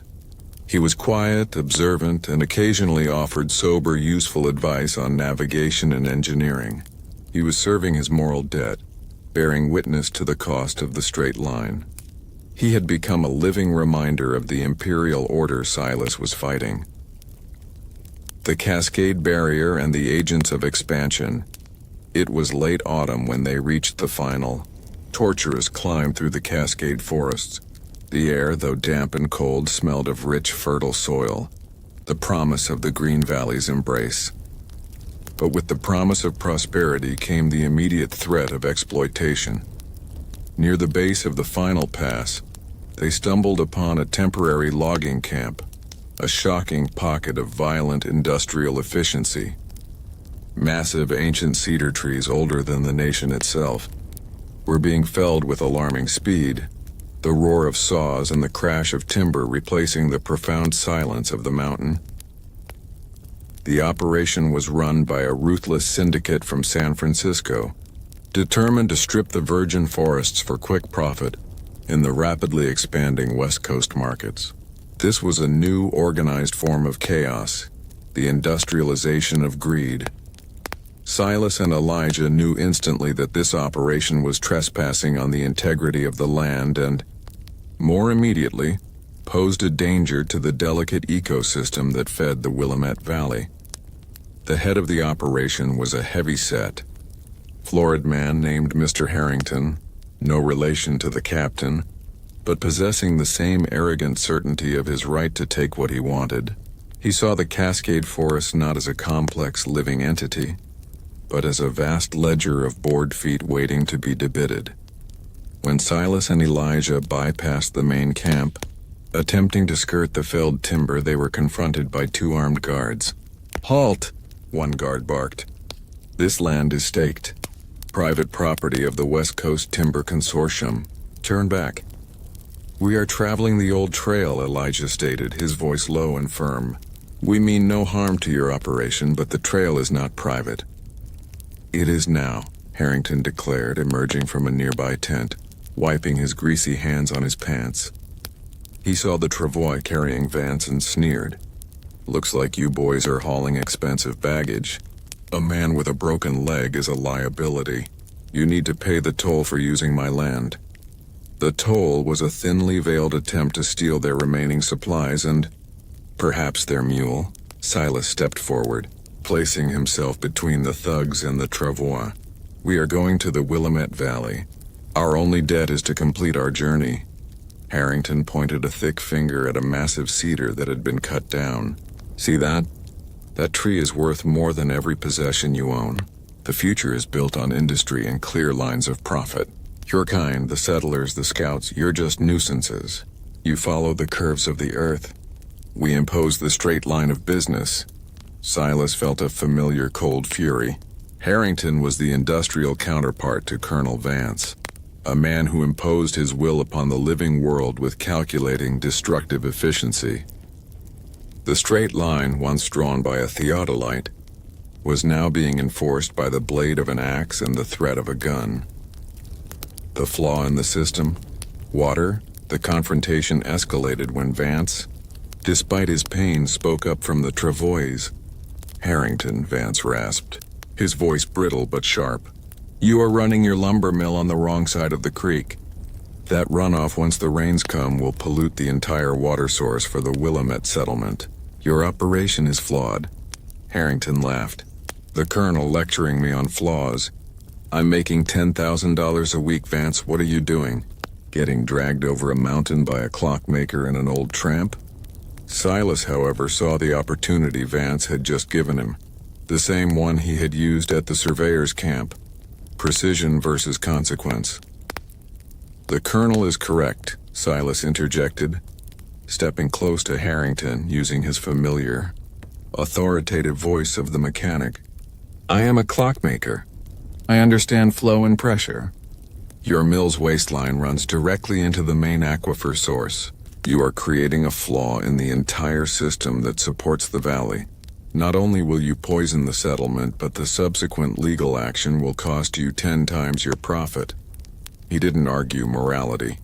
He argued efficiency and fiscal ruin. The only language Harrington understood. He was fighting the industrial machine with its own logic. Harrington hesitated, his greedy focus momentarily fractured by the fear of legal and financial penalty. Elijah seized the moment of distraction. He quickly moved to the closest pile of cut timber, selecting a heavy, thick length of cedar. "You can take your chances with the law, Harrington," Elijah growled, hefting the timber like a club, "or you can respect the path. We take our water from the highest clean source and you will not touch us. Your choice." Faced with the combined threat of Vance's technical knowledge, Silas's cold confidence in consequence, and Elijah's immediate physical threat, Harrington backed down. He allowed them to pass, his face contorted in a mask of frustrated greed. Q. The final climb. The price of order. The incident was a chilling premonition of the challenges that awaited them in the promised land. The Willamette Valley was not a sanctuary from greed. It was the next arena for the battle between sustainable human order and destructive industrial order. The final climb was a test of pure endurance. The travois, designed for the flat plains, was a nightmare on the steep, rain-slicked trails of the Cascade Pass. Every upward heave was agony, especially for Silas, whose hands were permanently scarred and blistered. Paradoxically, Colonel Vance, the man who embodied imperial order, became Silas's staunchest ally in this moral battle. "They see a line, Thorne," Vance observed one evening, watching the smoke rise from Cole's polluting mill. "The original sin of my profession. We drew the line of expansion, and we defined who was inside the circle of citizenship and who was outside. You pay the price for challenging that line." Vance, now working solely to redeem his moral debt, approached the problem with cold logic. He took on the task of finding the flaw in Cole's operation, the imperfection that could be used to expose his destructive greed. Vance found it not in Cole's pricing, but in his pollution. Cole's antiquated mill required the constant dumping of slurry and waste directly into the main tributary, creating a growing health hazard that the local authorities were too corrupt or fearful to address. Vance used the one tool he had left, his precise, technical measurement. He spent weeks under the guise of land surveying, meticulously charting the contamination zone, creating a flawless map that traced the pollution directly back to Cole's mill. "You wanted to fight his greed, Silas," Vance explained, presenting the immaculate map. "I will fight his immorality with perfect geometry. The law ignores injustice, but it cannot ignore a documented threat to public health. The line is not moral, but its consequence is undeniable." 4. The final confrontation and the new order. The confrontation was staged not with guns, but with paper and precision. Silas Vance and a small delegation of their remaining loyal settlers presented Vance's evidence to the county judge. The case was not argued on the basis of moral good versus evil, but on the technical violation of established public health and water rights statutes. Vance's immaculate, mathematically irrefutable evidence proved that Cole's industrial exploitation violated the essential, foundational law of community survival. Cole, relying on corruption and arrogance, was stunned. He could defend against accusations of unfair pricing, but he could not argue against the geometric reality of the water flow. The judge, faced with the undeniable evidence and the threat of widespread sickness, had no choice. Cole's operation was temporarily shut down, pending a forced and extremely costly remediation of his entire waste management system. It was a victory for the humane order, but it was purchased at a high moral cost. They won not by appealing to the goodness of the American dream, but by exploiting the precise legalistic nature of its hypocritical laws. In the aftermath, Silas Thorne's position was solidified, but his idealism was tempered. He realized that his dream was not a pure creation, but a constant, grueling battle to hold back the tide of human selfishness. He visited Elsa, who was thriving with her cousins. She showed him a new carving, a small, perfect replica of his town clock, complete with the subtle integrated flaw on the side. "It works, Silas," she said, her blue eyes bright. "It is honest," Silas smiled. He realized his life had become the embodiment of that gear, a flawed, imperfect mechanism constantly working to keep a true and honest time. He had not found the pure dream. He had found the fight. And in the continuous, honest struggle against the hidden darkness of unchecked ambition, he found his lasting legacy. His final purpose was not to escape the order, but to perfect it, one flawed, measurable moment at a time. The town clock chimed again, a reminder that the battle for a humane future was measured not in the rush for gold, but in the slow, persistent accumulation of just minutes. "You are asking me to write a 500-word segment focusing on a major turning point where the protagonist must choose between their ambition and their morality, raising the stakes dramatically. This follows Silas Thorne's victory over Theron Cole and the establishment of his community in the Willamette Valley. The major turning point will involve the arrival of a massive, well-funded railroad company, the final most powerful embodiment of the perfect line that Silas has fought against.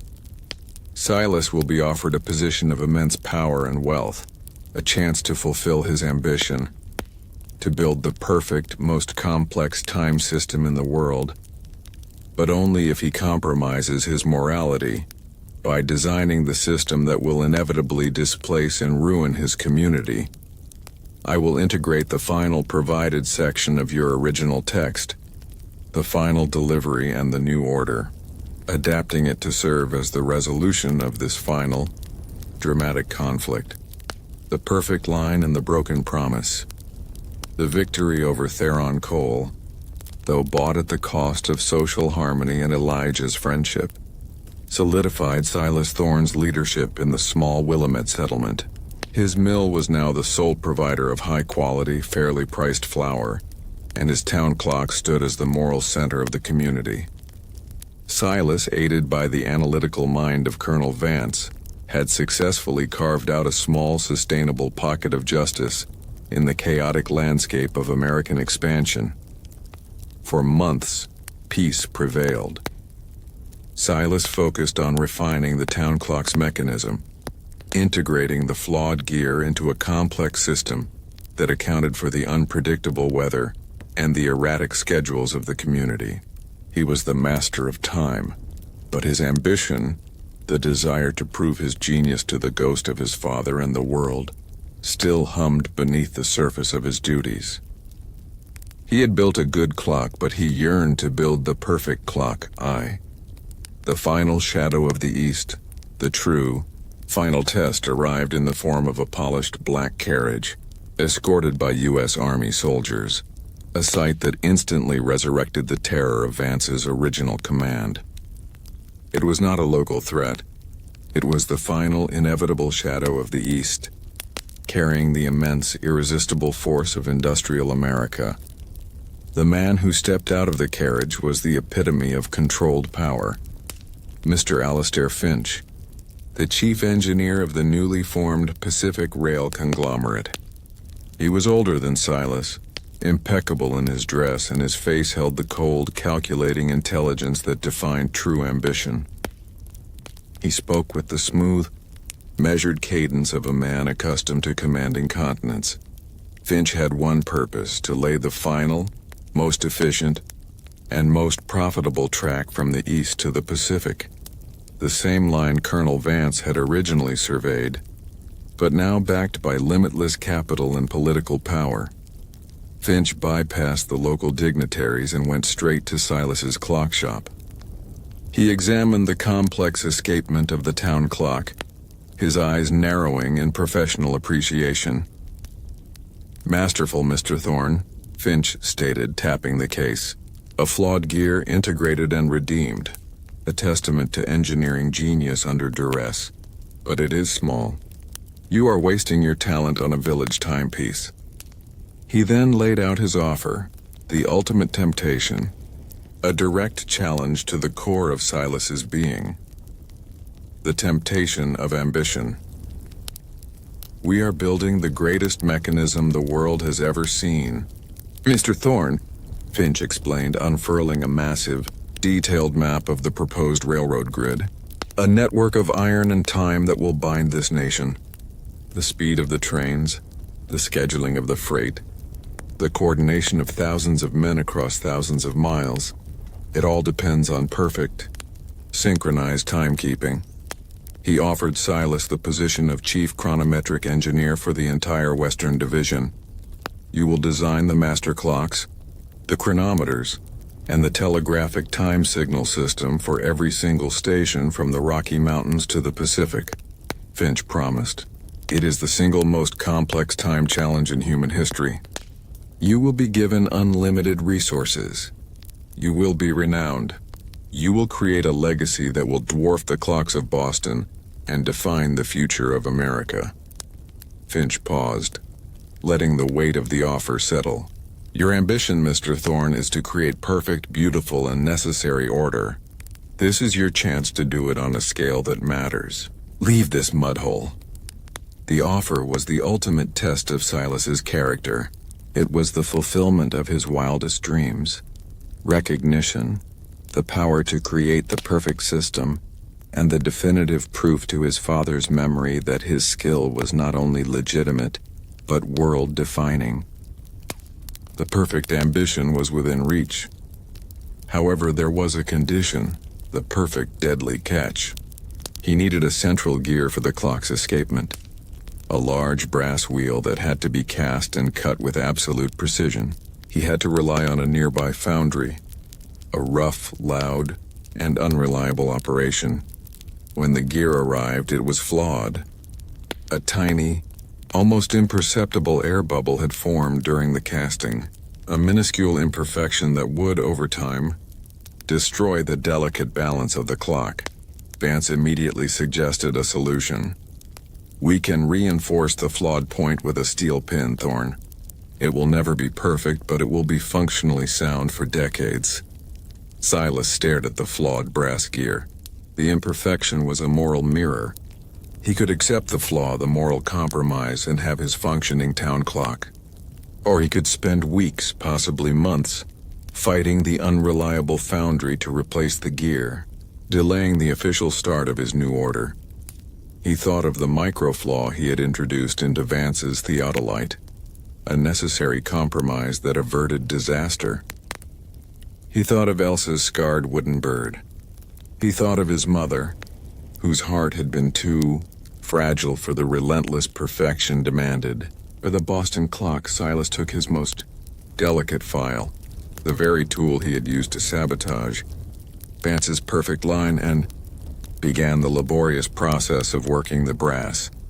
He did not insert a steel pin. Instead, he worked to refine the flaw, to integrate it, to make it stable and reliable without hiding the imperfection. It was a slow, agonizing process that demanded the complete surrender of his time and focus. He was choosing the path of painful integrity over functional compromise, a principle that resonated with the cost of his entire journey. The departure Elijah watched Silas's obsession with the gear from a distance. The intense focus on a single piece of refined metal, the dedication to a fixed permanent mechanism, was the final wedge. The day Silas finally completed the work, the flaw contained, the gear stable and beautiful, Elijah was gone. He left a single note, secured by a small stone on Silas's workbench. It was short and brutally honest. "The valley is too small for me, Silas, and the future you are building is too quiet. I came to the edge of the world to find freedom, not another master. You found your home in the permanence of that gear. I found mine where the lines never stop moving. Your order is not my kind of peace. Go forward, but go alone." The note was a punch to the gut. Silas had traded his own freedom for the sake of his promise, only to lose the one friend and partner who truly understood the cost. The partnership forged in chaos was broken by the quiet, inexorable pressure of their opposing philosophies on how to live free. Silas sat in the silence of his perfect, empty shop, holding the flawed, beautiful gear. He realized that the greatest sacrifice of his journey was not his gold or his life's plan, but the companionship that had redeemed him. He was alone, but he was not aimless. He had his compass, his new gear, the foundation of his mill, and the quiet, stoic presence of Colonel Vance, who had accepted the duty of the permanent, necessary order. Silas mounted the final gear, installed the hands, and set the town clock in motion. The first deep, clear chime resonated through the valley, not as a master, but as a promise. He had created his new order, a mechanism that accounted for the flaws of men. The clock was ticking, and it was his own. The Willamette Valley was the promised land, the end of the line and the supposed birthplace of Silas Thorne's new humane order.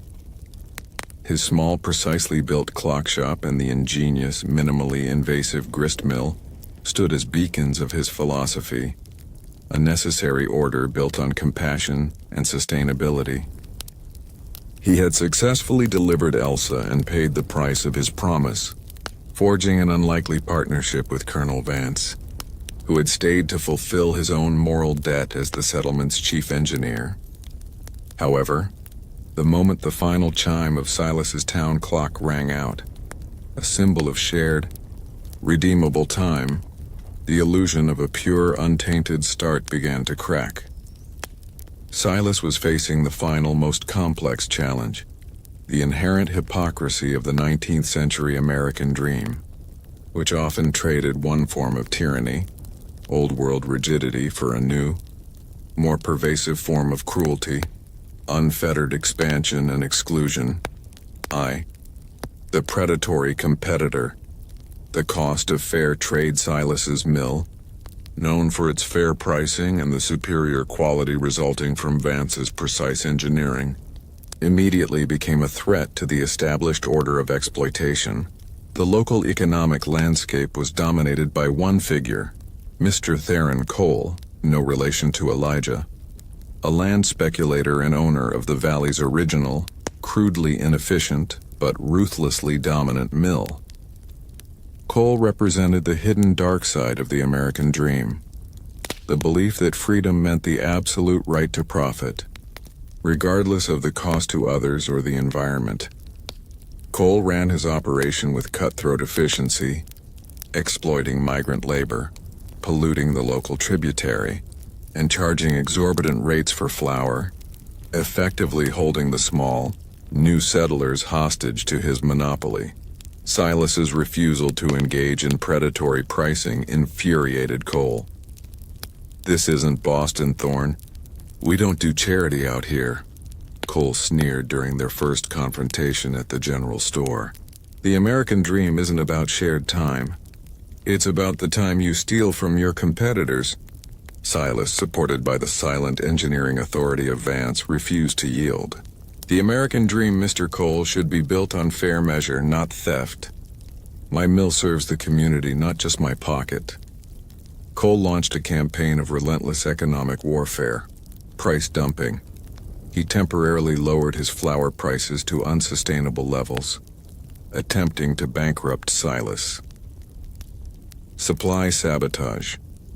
He bribed the freighter captains to refuse transport for Silas's grain, industrial espionage. He attempted to bribe Vance for his mill designs, believing the secret to Silas's quality was simply a superior machine, not a superior moral philosophy. The pressure mounted. The community, grateful for Silas's fair prices, supported him, but their loyalty was fragile against Cole's deep pockets. Silas was forced to dip into his scant personal savings, effectively subsidizing his just order and draining the small capital he needed to expand. The irony was crushing. Silas, the man who fled his father's industrial rigidities, was now fighting an industrial despot who was a truer, uglier mirror of the economic expansion his father would have championed.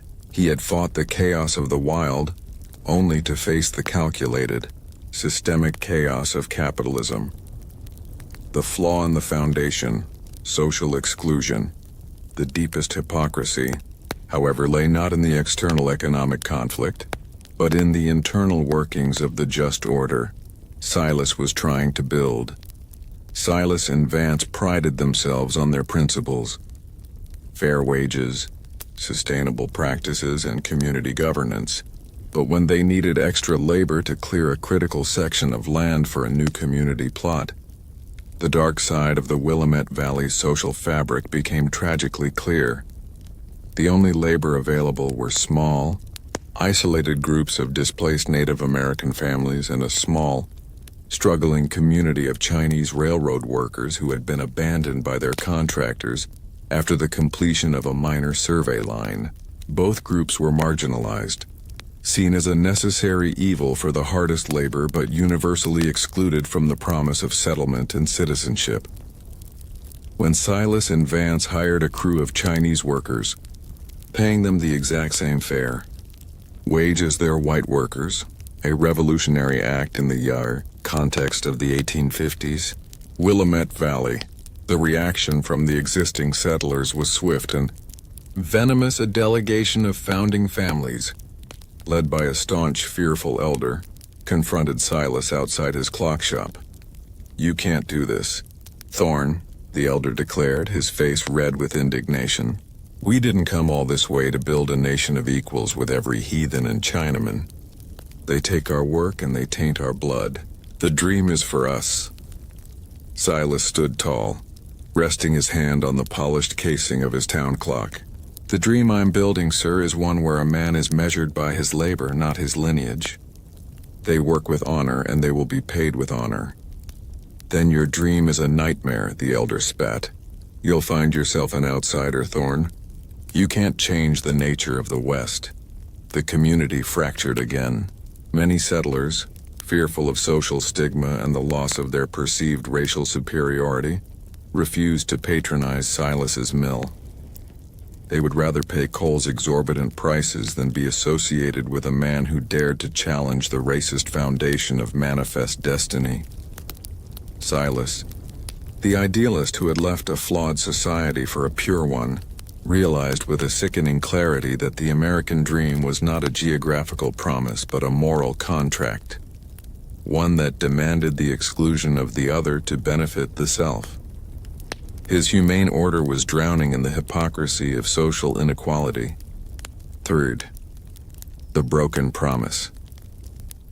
The line of ruined Finch pointed a silver-tipped cane at the detailed map. "Your mill, Mr. Thorne, is an impediment. It sits precisely where our main transfer depot must be located, the hub of the entire Willamette network, and your little settlement. It's too close to the main line. We need a straight, uninterrupted path." "You would displace the people who built this community?" Silas asked, his voice low and dangerous. "We would relocate them," Finch corrected, waving a dismissive hand. "We pay market price, Mr. Thorne. It is the cost of progress. As chief chronometric engineer, it will be your first task to oversee the timetable for the acquisition and clearance of this site. You will use your clock, the one you built, to bind them together, to calculate the final moments of their existence here." The choice was laid bare. Ambition versus morality. Ambition, the perfect line. Accept the power, fulfill the dream of the perfect clock, and join the irresistible force of manifest destiny. Cost, the immediate moral compromise of destroying the pure, humane community he had sworn to protect, using his own tools to do it. Morality, the humane order, refuse the power, sacrifice his lifelong ambition, and become an enemy of the most powerful corporate entity in the West. Cost, financial ruin, probable violence, and the end of his dream for recognition. Silas looked at the magnificent map, then at his hands, the hands scarred from the trail, hands that had refused to steal a life, hands that had built a flawed, just mill. The perfection of Finch's line was the death of his humane order. He thought of the micro-flaw he had introduced into Vance's theodolite to save a distant disaster. He realized the real purpose of the great American clock was not to keep time, but to synchronize the destruction of the imperfect, human-scale world. Foresee the choice and the consequence. Silas walked out of the shop and found Colonel Vance and a few trusted settlers gathered near the mill. He presented the map and Finch's terms, his face grim. "They want the mill, the land, and my soul," Silas declared. "They want me to build the clock that measures your displacement." Vance, leaning on his cane, looked at the map, his eyes full of cold recognition.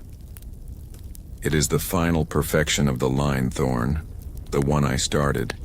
It is geometrically flawless and morally empty. If you accept, you will achieve the professional recognition you sought. If you refuse, you will fight the entire momentum of the nation." Silas walked to the massive mill wheel, placing his hand on the damp wood.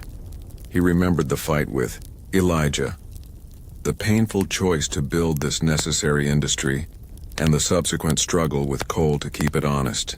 He had fought the chaos of greed to establish this order.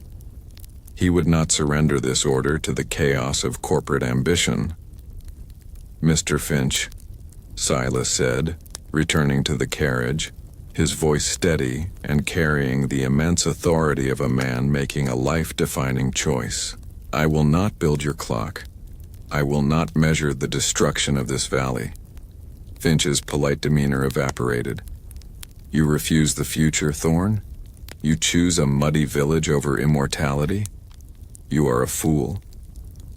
I choose my debt, Silas countered. I made a promise to the spirit of the people who died for this ground, and that promise is not negotiable. The line you draw is perfect, but it is fundamentally wrong.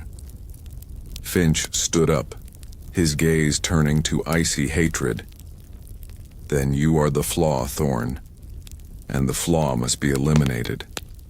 He gave a curt nod to his guards and drove away, leaving Silas with the certainty of imminent, overwhelming conflict. The final delivery and the new order Silas had chosen morality over ambition. The consequence was immediate. The full force of the Pacific Rail conglomerate, backed by political and financial power, would now be arrayed against his tiny settlement. He had one piece of leverage, one final redeemed tool: Colonel Elias Vance. Silas returned to Vance, who was calmly sharpening a stake. We are at war, Colonel. They will try to condemn the land, seize the mill, and ruin the community through legal and political means. They will, Vance agreed. And they will use the one tool that always breaks the frontier spirit: unassailable technicality. They will use my maps, my survey methods, and my geometric truth to prove that their line is the only possible one. Vance looked at Silas, a flicker of pride and sorrow in his eyes. But I know their line, Silas. I drew the flaw into the original survey, and you introduced a permanent imperfection into my instrument. You did not want perfection. You wanted truth. We will fight them with the same truth. I will use their own geometric authority to prove that their perfect line is, in fact, an engineered disaster, a threat to the structural integrity of the entire Willamette River watershed. Silas nodded, his tension finally breaking. He had sacrificed his ambition, but in doing so, he had activated the final, most complex, and most necessary part of his new order: the redeemed tool. The brilliant, flawed engineer was now fighting the same destructive system he had once served, using his mastery of the perfect line to defend the imperfect humane community. The final legacy of Silas Thorn was not the creation of the world's perfect clock, but the engineering of a successful moral defense against the destructive logic of the American dream. He was ready to fight the final battle, a clockmaker defending his flawed precious minutes against the tyranny of infinite expansion. Silas Thorn's refusal of Alistair Finch's offer was not an end to the conflict, but the firing of the starting pistol. The battle for the humane order of the Willamette Valley had shifted from a physical confrontation with thugs and nature to a systemic war against the legal and financial might of the Pacific Rail conglomerate. Silas and Colonel Vance had prepared their defense with the precision of master craftsmen. Their plan was simple: use Vance's deep knowledge of engineering and topographical law to prove that Finch's proposed perfect line was an ecological and structural disaster, legally invalidating the railroad's right to condemn the land. They will argue geometric truth, Silas, Vance explained, hunched over his maps in the clock shop, now their war room. We will argue geometric consequence. They want to prove their line is possible. We will prove it is illegal. Silas, utilizing his skills for organizing complex systems, had galvanized the community. He organized a defense fund, rallied the settlers, and began logging the hours spent working on Vance's technical brief using the town clock, a symbolic defiance against the tyranny of corporate time. The legal assault, the clock of injustice Finch. did not attack with violence or surveyors. He attacked with paper and lawyers. The first blow was a writ of eminent domain and public nuisance, filed simultaneously in the county and federal courts. The claims were technically flawless. Eminent domain. The land, including Silas's mill, was necessary for a federally chartered public work, the Transcontinental Railroad. Public nuisance. Silas's dam and sluice, though designed for sustainability, were claimed to be unlicensed obstructions to navigable waters, potentially impacting future river trade, a direct hit on the legality of the community's economic anchor. Vance countered with his masterwork, a 100-page brief of mathematical evidence proving that the rail conglomerate's line would require cutting through a known aquifer and crossing a high-risk floodplain, thereby destroying the valley's permanent sustainability. "This is unassailable," Vance declared, tapping the final map, which shone with the authority of perfect truth. They cannot deny the geometry. But Silas faced the profound setback that exposed the hypocrisy of the system he had chosen to engage. Justice was not a matter of truth, but of timing and corruption. The crucial legal moment was the land registry hearing, where the local county official, an appointee of the corrupt state machine, aligned with the railroad, was set to rule on the validity of Finch's condemnation claims. The failure of perfect. Order Silas's plan relied on two things: the absolute integrity of Vance's technical truth and the absolute fairness of the legal process. Both failed catastrophically. On the morning of the hearing, Silas and Vance arrived at the courthouse prepared for a long, meticulous defense. They found the doors locked. The official posted a curt, handwritten notice. Judgment rendered. Complaint upheld. Land is condemned. Rail conglomerate awarded immediate possession. Effective midnight tonight. The shock was paralyzing. There had been no hearing, no due process, and no opportunity to present Vance's irrefutable evidence. Silas, reeling, demanded an explanation from a nervous clerk. The man, eyes darting, pointed to a thick ledger containing the county land records. "They found a flaw, Mr. Thorne," the clerk whispered, clearly terrified. "Not in their line, but in your deeds. The original purchase papers for your land, the ones securing your right to the mill and the land.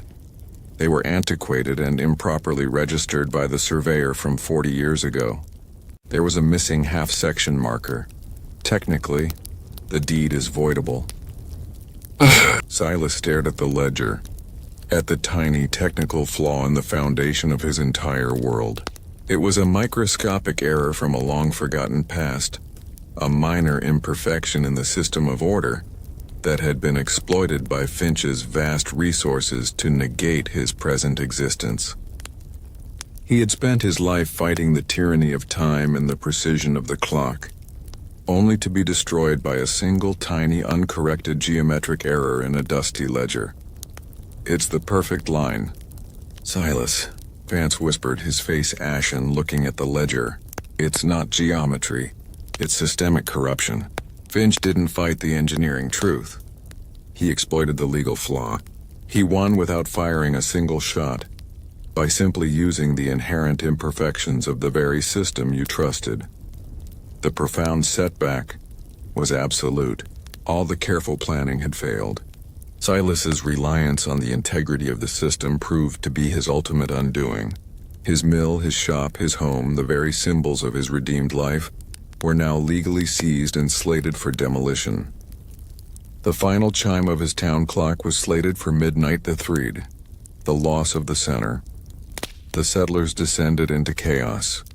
The fear of financial ruin and homelessness was immediate and overwhelming. The fragile unity Silas had built fractured under the terror of the conglomerate's power. Silas, standing in the center of the town square, felt the chilling despair of total failure. He had escaped the rigidity of Boston only to be defeated by the calculated corruption of the American West. He walked back to his shop. The town clock ticked relentlessly. He climbed the ladder and stared at the beautiful, flawed brass gear he had painstakingly refined. He had accepted imperfection in his craftsmanship, but he had failed to account for the intentional imperfection of the law. He began to dismantle the clock. Not in anger, but in cold, pragmatic acceptance. He removed the flawed brass gear, his final symbol, and put it into his heavy leather bag, alongside his few remaining tools and his compass. Vance found him. "What are you doing, Thorne?"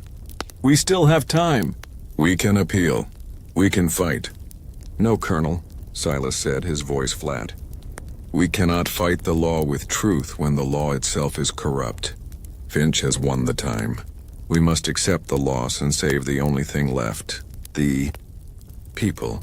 Silas's new plan was born of necessity and moral reckoning, a brutal sacrifice, of his anchor for the salvation of his community IV, the strategic retreat and the final gift. Silas rallied the community one last time.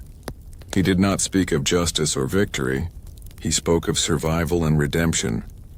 "Finch wants the mill," Silas declared, standing on the steps of the condemned shop. "He wants the foundation of this community. He can have the buildings, but he will not have the people." His final plan was a devastating combination of engineering knowledge and sacrifice. The act of sacrifice. Silas used the last of his money and resources to buy safe passage and provisions for the neediest families, including Elsa and her cousin, sending them to a secure, remote inland plot B. The moral compromise. The gift. He gave Vance the master map and the full technical brief, with one caveat. "Finch will rebuild the mill," Silas told Vance. "He will need the fastest, most efficient design possible." "Give him your original, geometrically perfect design, Colonel. The one you created before the moral flaws were introduced. Give him the design that maximizes profit and ignores consequence." Vance was aghast. "But that design, it is ruthless. It will destroy the river faster than coal ever could." "Exactly," Silas replied, his eyes cold with a new, dangerous resolve. "Finch chose greed over humanity. Let him have the mill that serves his greed perfectly. Let the flaw be in the design, and let the consequence of his ruthless ambition be his own ruin. We will fight him with time, not law." See. The profound setback. As the midnight deadline approached, the conglomerate's agents arrived, led by a smug, victorious Finch. Silas stood by the mill, which he had silently and methodically prepared for demolition. He handed the deed, the flawed, voided deed, to Finch. "The land is yours, Mr. Finch," Silas said. "The mill, the shop, and the structures are yours. But the community is not, and the consequence of your greed is coming." Silas watched as the demolition crews began their work. The sound of the axes shattering the walls of his clock shop was the sound of his greatest failure. He was back to zero, ruined, defeated by the very system he sought to redeem. His ambition, the dream of the perfect, peaceful order, was destroyed. But his morality, the duty to his people, remained intact. As Finch walked away, victorious, Silas climbed into a small, provisioned wagon, the compass and the flawed gear his only possessions. He looked back at the ruin of his home. Colonel Vance, having fulfilled his final duty to Silas, approached the wagon, a solitary figure illuminated by the lanterns of the demolition crew. "Where will you go, Silas? You have nothing left." Silas placed his hand on the brass of his compass, the needle trembling toward the unseen path. "I will go where the flaw has not yet been introduced." "Colonel," Silas said, his gaze fixed on the dark horizon, "I lost the land, but I saved the truth. Now I will go make a different kind of time, a time that works against Finch, a time that waits for the consequence." He drove the wagon away from the wreckage of his perfect, failed plan, leaving behind the profound setback of his lost dream, but carrying the fierce cold resolve to begin the final, ultimate game against the tyranny of the American clock. Silas Thorne had failed. His pristine clock shop was reduced to rubble. The community he had built was displaced, and his humane order was annihilated by the systemic, overwhelming force of Alastair Finch's Pacific Rail conglomerate. He had chosen morality over ambition, and the cost was everything. He drove his small, provisioned wagon away from the wreckage, the sound of the demolition crews a brutal, rhythmic funeral march for his dream. His only possessions were his compass, his few tools, and the flawed brass gear of the destroyed town clock, symbols of his redeemed life, now instruments of his final desperate gambit. He was joined by Colonel Vance, who chose to follow Silas into exile, his moral debt now deepened into a profound loyalty. Vance, now limping but mentally sharper than ever, brought the one thing Silas needed: the enemy's blueprint. Vance knew the schedules, the supply lines, and the geometric vulnerabilities of the rail construction. "They won the land, Silas," Vance said, riding beside the wagon, "but they are still bound by time. Finch's entire operation is a slave to his timetable. If we cannot defeat the iron, we must defeat the clock." Silas looked down at the flawed gear in his hand. It was beautiful, imperfect, and ticking in his memory. The American dream demands perfection for the wealthy, Colonel. Finch's rail system requires absolute, synchronized precision to function. 1 minute of error, magnified across 1,000 miles, becomes a catastrophic derailment. This was the plan, the redemptive flaw. Silas would use his mastery of chronometry to introduce a synchronized chronological flaw across Finch's vast, fragile network, grinding the entire expansion to a halt. The costly setup, sacrificing exile. Silas knew he couldn't fight the conglomerate on their own ground, law and finance. He had to move to a terrain where his unique skill was absolute, the domain of micro-precision. Their target was the Central Synchronization Station, a critical telegraph office deep in the Cascades, which Finch was using to set the master time for all construction and supply trains. If Silas could introduce a controlled error into the master chronometer here, every subsequent time signal sent down the line would carry a fatal, synchronized flaw. The journey to the station was the ultimate desperate stand. Silas sacrificed his remaining security, plunging deeper into the unforgiving wilderness that Finch's engineers were attempting to tame. They faced brutal cold, meager rations, and the constant threat of being tracked by railroad security. The emotional climax built around the moral stakes of their mission. "If we succeed, Silas," Vance stated one night, his voice raspy from the cold, "Finch's trains will crash. Lives will be lost. It will stop the railroad, but it will be an act of calculated violence." Silas worked on his tools, his hands numb, preparing a set of minute, custom-filed levers and pins. "I am not building a bomb, Colonel. I am building a lie. I will introduce an escalating asymmetrical error, a lag that will compound by seconds across hundreds of miles. The crashes will not be immediate. They will be the result of the engineers following a false time. The flaw will not be in the tracks.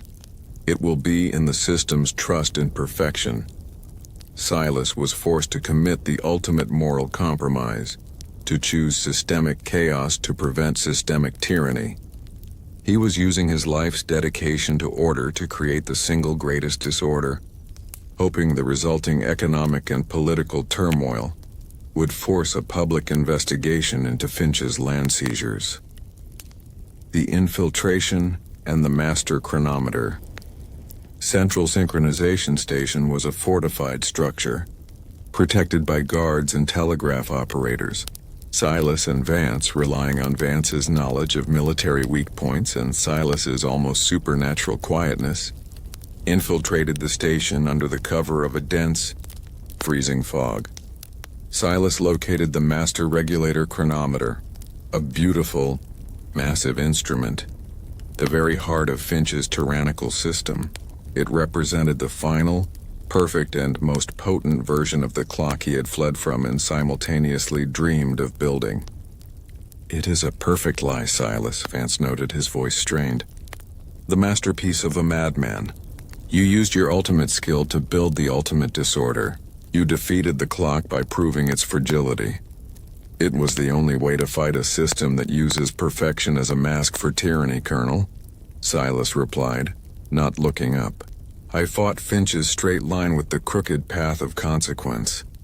I am a flawed man, Colonel, and I finally built a flawed weapon." Vance slumped onto a nearby crate, his eyes fixed on the fire. "I envy you your flaw, Silas. My flaw was believing in the purity of the line. Finch's failure, the collapse of his entire network. It wasn't the flaw in the brass that destroyed him. It was the moral flaw in the foundation. The line was built on stolen land, coerced labor, and the absolute certainty of his own superior right to exist." Vance confirmed the reports Silas had heard. The synchronized chaos had worked. The cascading delays and the political fallout, combined with Vance's legal brief proving the system's structural unsustainability, led to Finch's immediate arrest and the financial collapse of the Pacific Rail conglomerate. "The Willamette people are safe," Vance confirmed.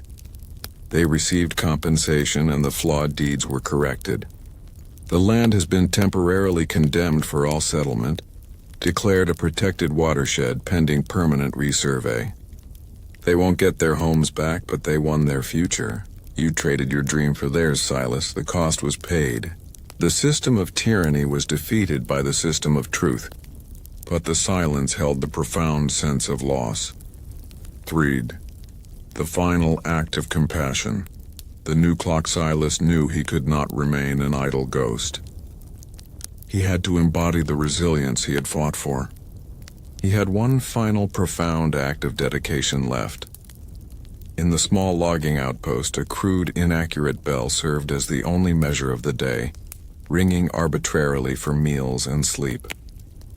It was a chaotic, unreliable measure of time, the antithesis of the precise, just rhythm Silas knew was essential for a cohesive community. Silas approached the bell tower.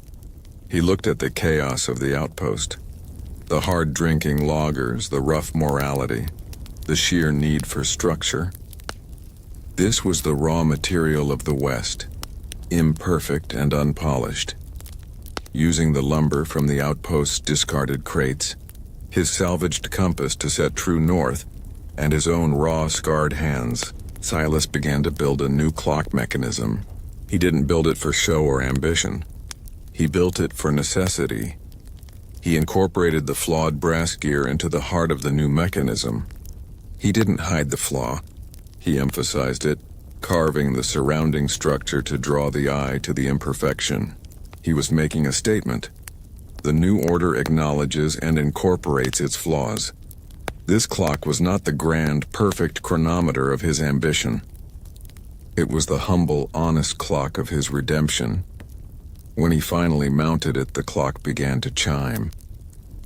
It was not the authoritative, demanding toll of the city, but a resonant, steady beat that simply acknowledged shared existence, a time of mutual respect.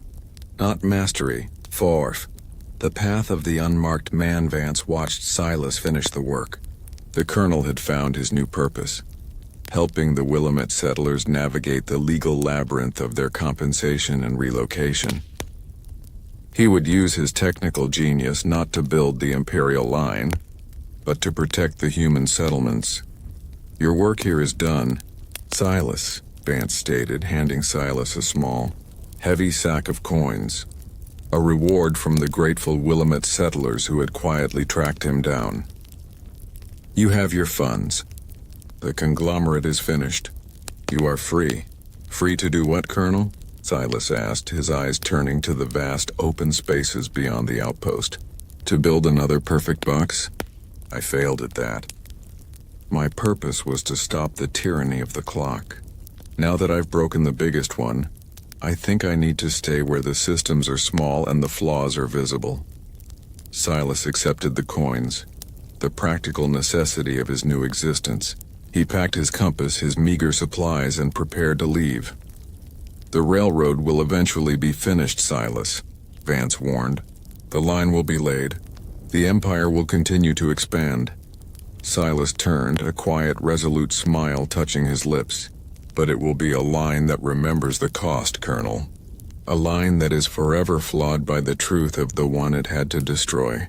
That is the time I made. My work is not in building the perfect clock, but in finding the flaws in the systems of the powerful.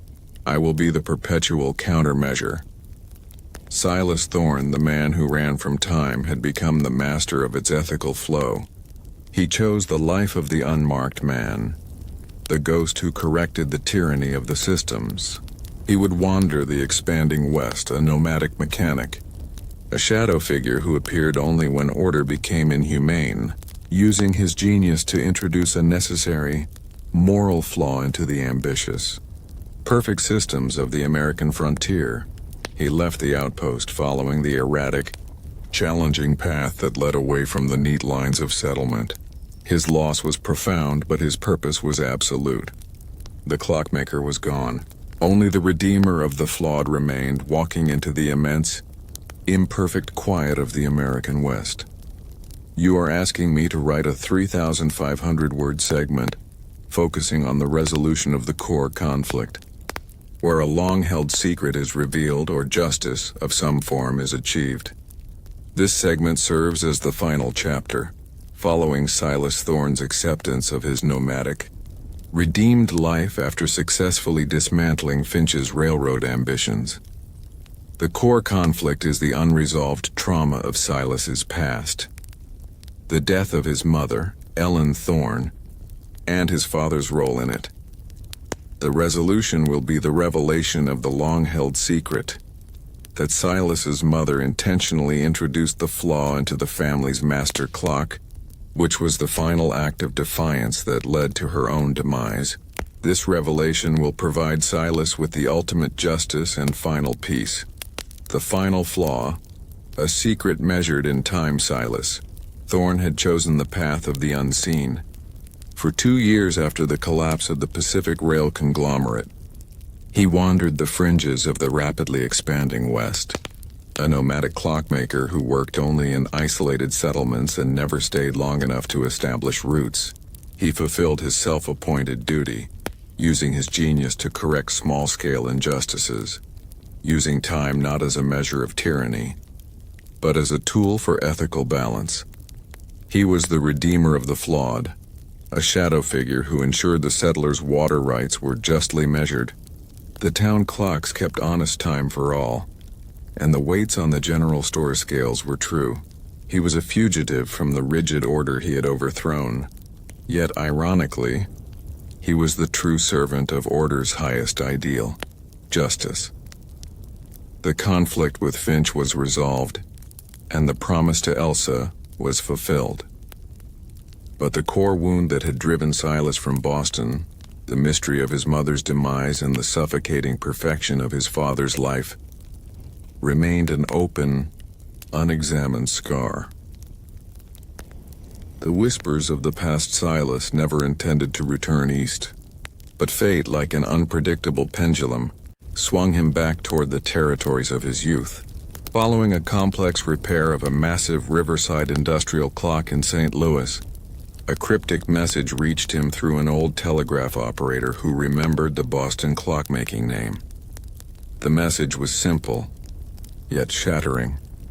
"The mechanism of her silence is broken. Return." It was signed only with the initial E, which Silas instantly knew belonged to Eliza, his mother's devoted former maid, and the one person who truly loved Ellen Thorne outside of Silas himself. The message was a summons to the resolution of his true, foundational conflict.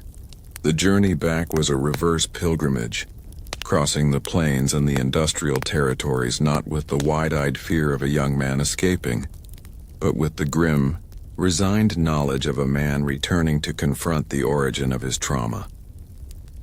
The revelation in the shadow of the clock. Silas met Eliza in a small, quiet inn outside of Boston. Eliza was now old, her face etched with years of guarded secrecy, but her eyes held the fierce loyalty Silas remembered.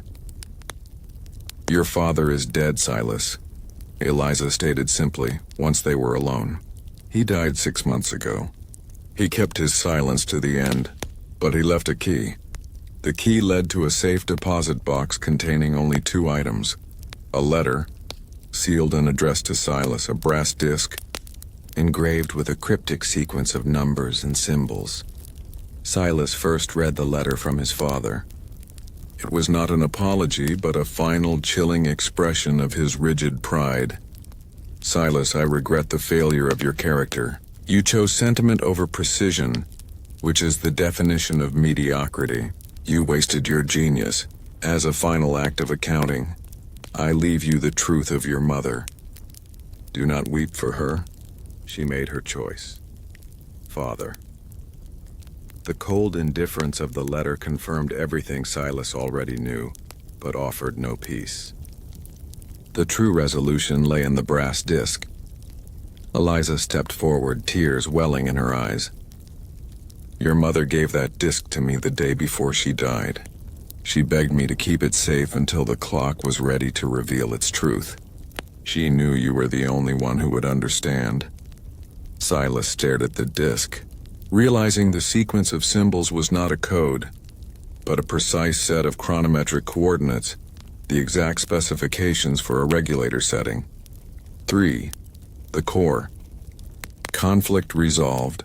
Ellen Thorne's last act. Silas and Eliza traveled to the deserted Thorne estate. The master clock of Thorne chronometers, the 7-foot-tall majestic centerpiece that had ruled the house and symbolized the tyranny of his father's precision, still stood in the parlor. Silas, his hands trembling for the first time in years, opened the heavy glass door of the clock. He compared the engraved numbers on the disc to the internal settings of the clock's master regulator.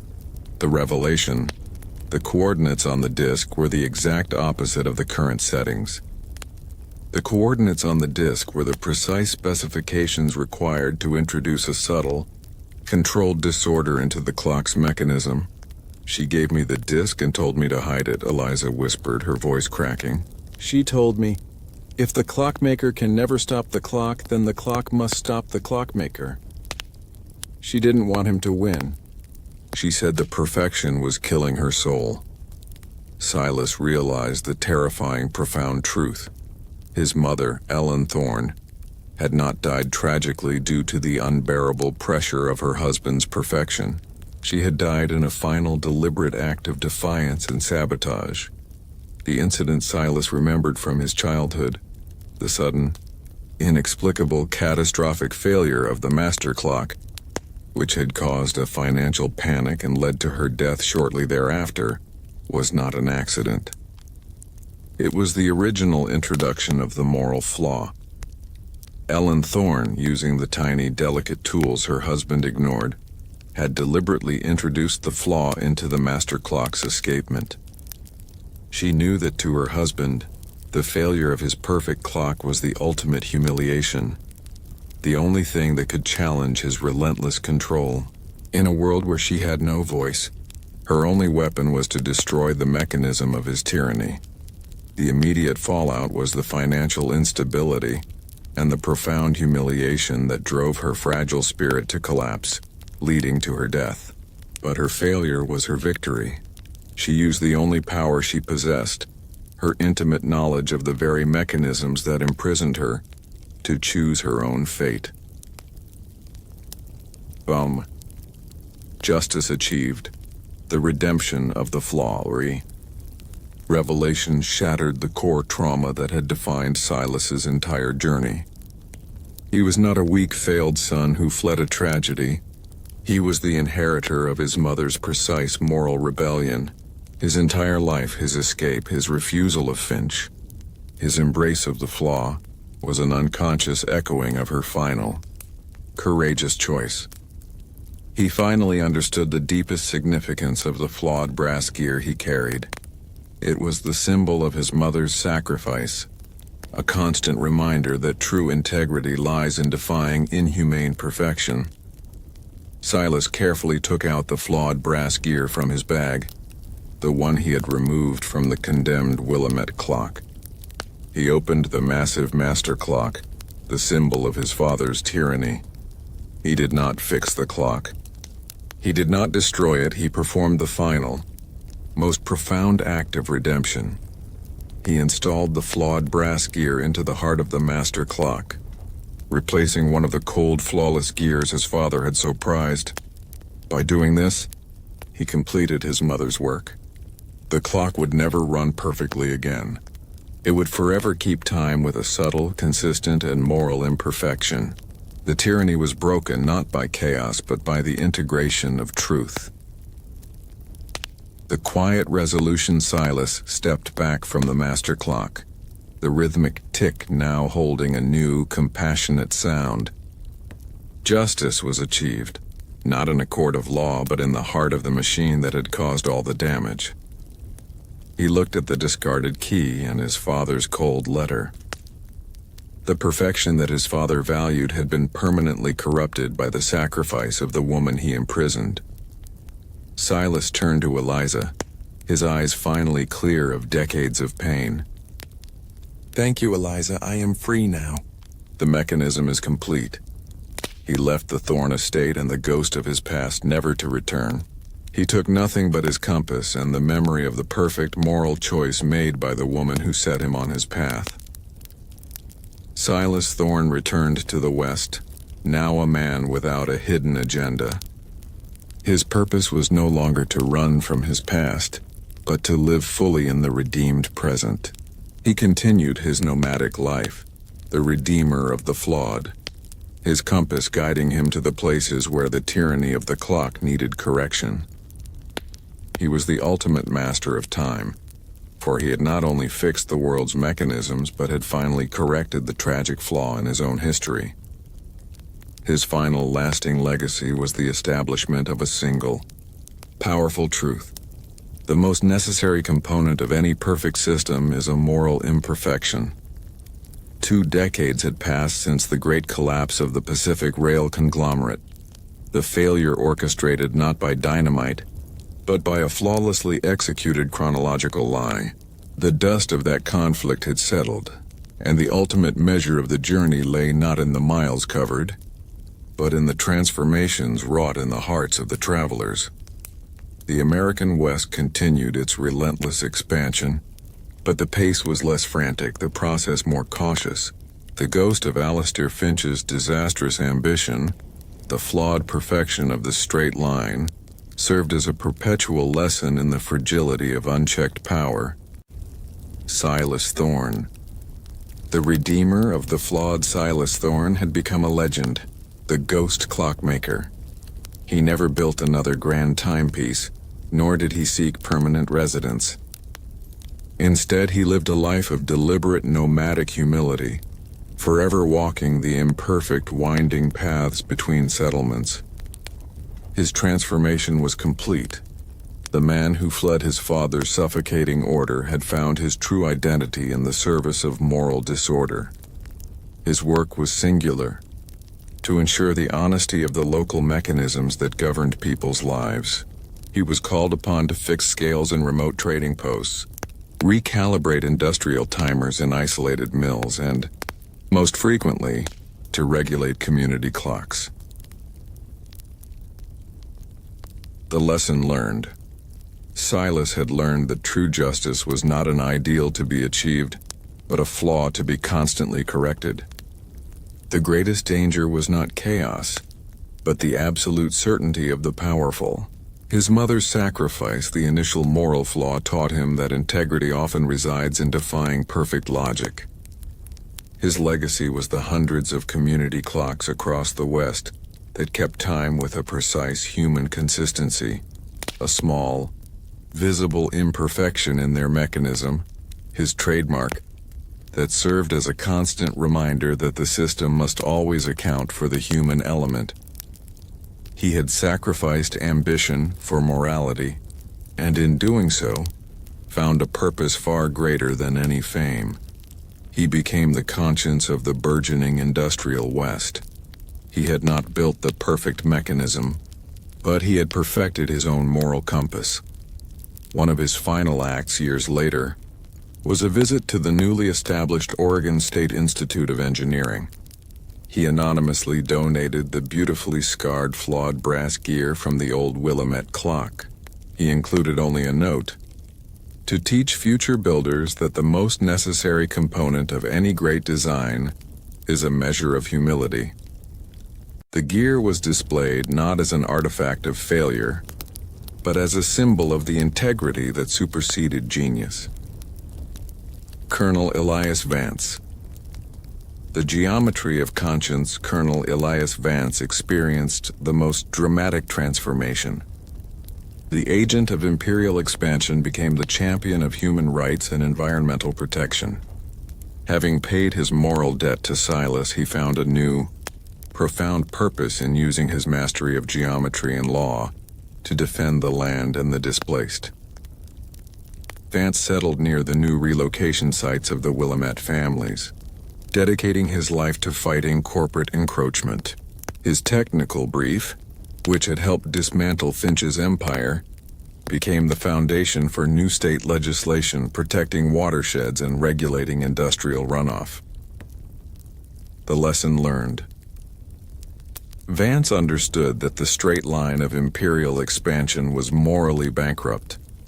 He learned that precision must serve life, not dominate it. He became a legal advocate, using his unparalleled skill in surveying not to claim land for the government, but to secure valid, unassailable deeds for the small settlers and to establish the boundaries of protected ecological zones. He achieved a quiet, profound redemption, trading the uniform of conquest for the humble authority of a legal charter. Vance and Silas maintained a silent, deep bond. They rarely saw each other, but Silas always knew Vance was the man guarding the legal boundary, while he guarded the ethical measure.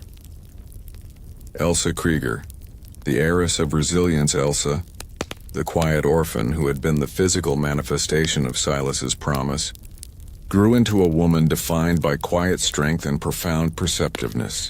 She settled with her cousins, and unlike many children of the trail, she did not reject the past. She integrated it. She became a respected teacher in the small community, her lessons infused with the practical morality she learned on the trail. She never forgot the silence of her parents' death or the strange scarred hands of the man who saved her. The lesson learned. Elsa embodied the resilience of the human spirit. She learned that vulnerability is not weakness but the source of empathy. She frequently used the story of the flawed town clock, the one Silas built, destroyed, and redeemed, to teach her students about the difference between functional necessity and moral integrity. She taught them that a community is strong not because it is perfect, but because it acknowledges and supports its imperfections. She remained the keeper of the truth, often called upon to settle community disputes not with law, but with the quiet wisdom of her own experience, always reminding them of the cost paid for their peaceful order. For Elijah Cole, the final resolution. Elijah Cole, the quintessential man of motion, was never seen again by Silas. After his final, costly act of saving Silas and Vance from the railroad guards, he disappeared back into the unexplored frontier. Years later, a scout traveling far north brought Silas a weathered, polished piece of iron, a crude, custom-made knife with a handle wrapped in the buckskin Elijah wore. The lesson learned. The knife was confirmation that Elijah had survived the confrontation. More importantly, it was a silent, final communication. The ultimate lesson Elijah taught Silas was the necessity of fierce, uncompromising loyalty and the acceptance of different moral paths. Elijah's freedom was not Silas's, but his spirit, the capacity to reject any confining line, remained the essential counterbalance to Silas's disciplined life.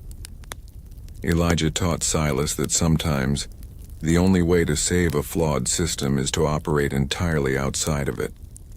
Silas kept the knife, placing it next to his compass, the tools of order and the tool of chaos, forever reconciled. The enduring chime Silas lived his life without the grand triumph he once craved, finding contentment in the quiet certainty of his moral choices.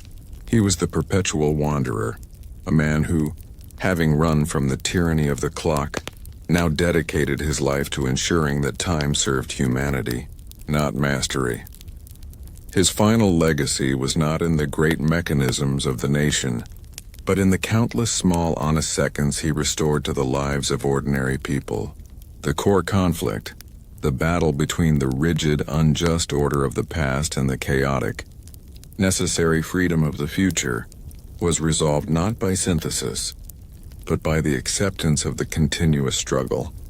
The most beautiful time, Silas finally understood, was the time that accounted for human flaw, human dignity, and the constant quiet work of moral redemption. The clockmaker's redemption was complete. Decades bled into one another. The 19th century marched toward its close, the landscape permanently marked by the iron lines of progress, but also by the invisible lines of moral resistance. The story of Silas Thorne, the clockmaker who broke the tyranny of the railroad, had faded from headline to whispered legend. Yet his impact, the subtle structural integrity he engineered into the growing nation, remained. The ultimate resolution lay in the quiet persistence of the flawed. Silas, Vance, and Elsa, each having paid the immense personal cost of their choices, lived out their remaining years as architects of a different kind of American dream. One built on humility, repair, and the constant correction of ambition's inevitable flaws. The final thematic statement. Liberty as perpetual repair. Silas Thorne's final understanding was the thematic core of his entire journey. American liberty is not a perfect machine that, once built, runs forever.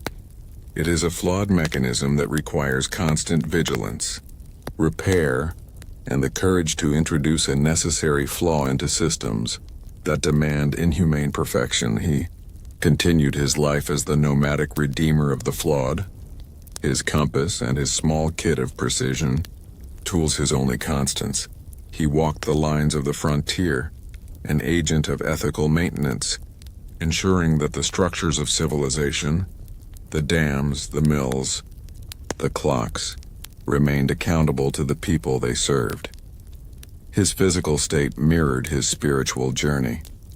His hands, once sensitive only to the tiny gears of a clock, were now calloused and scarred, bearing the indelible marks of the trail and the struggles. Yet they possessed a wisdom, a surgical precision that only comes from knowing how to break and how to mend, a glimpse into the future. Silas, now an old man, arrived at a remote settlement high in the Sierra Nevada, where a new telegraph line was being installed. The local operator was struggling with the complexity of synchronizing his master clock with the official time signal from the east, a final echo of the tyranny Silas had fought. Silas did not repair the clock. He taught the young operator how to measure the error.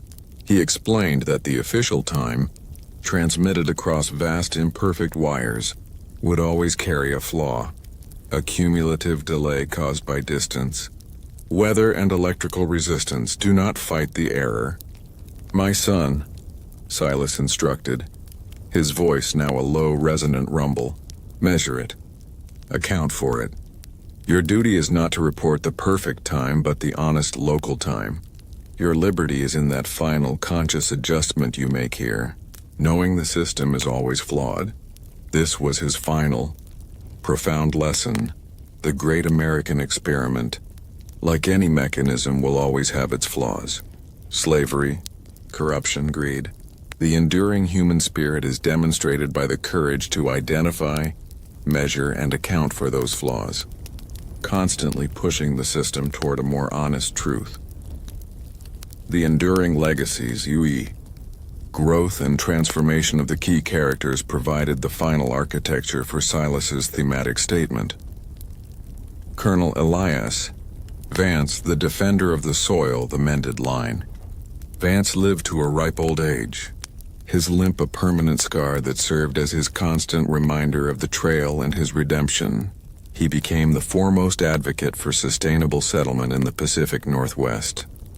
He used his deep knowledge of geometry to serve as an expert witness in land disputes, securing water rights and protecting crucial timber tracts from the kind of rapacious logging he had witnessed on the Cascade Pass. Transformation reflection. Vance's transformation was the acceptance that human geometry, the lines of morality and empathy, must always supersede mechanical geometry. He successfully petitioned for the establishment of the region's first state park, arguing not its economic benefit, but its geometric necessity for watershed and ecological health. The lines he drew were now lines of protection, not conquest.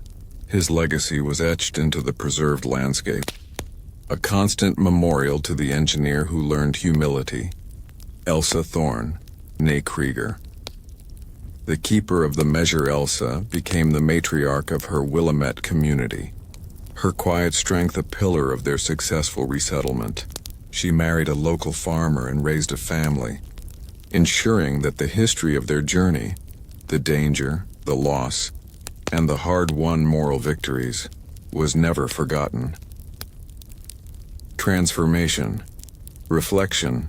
Elsa's transformation was the profound transition from a victim of time to its confident custodian. She was the living memory of the cost of the American dream. She kept the last relic of Silas's past, the compass he used to guide them west. She taught her children that liberty was not a gift of government, but the constant, conscious duty to honor promises and defend the weak, just as Silas had done for her. She had internalized the lessons of the flawed clock. Life, like a mechanism, is beautiful because of the struggles it overcomes. Elijah Cole, the unseen watchman, the infinite flaw. Elijah remained a figure of absolute, necessary freedom. He never returned to settlement life, but rumors of the Ghost Scout persisted. He was not a savior, but a protector of the essential wilderness, the space that must remain free from the straight line of control. Transformation. Reflection. Elijah's fate cemented the final thematic realization that true American liberty requires the existence of the untamed, the refusal of the final boundary. His was the voice of the wilderness, a constant, necessary moral warning against the dangers of ultimate settlement. He remained the infinite flaw in the system, the reminder that not everything can be measured, owned, or controlled. His enduring impact on Silas was the understanding that sometimes the only moral choice is a clean, absolute break.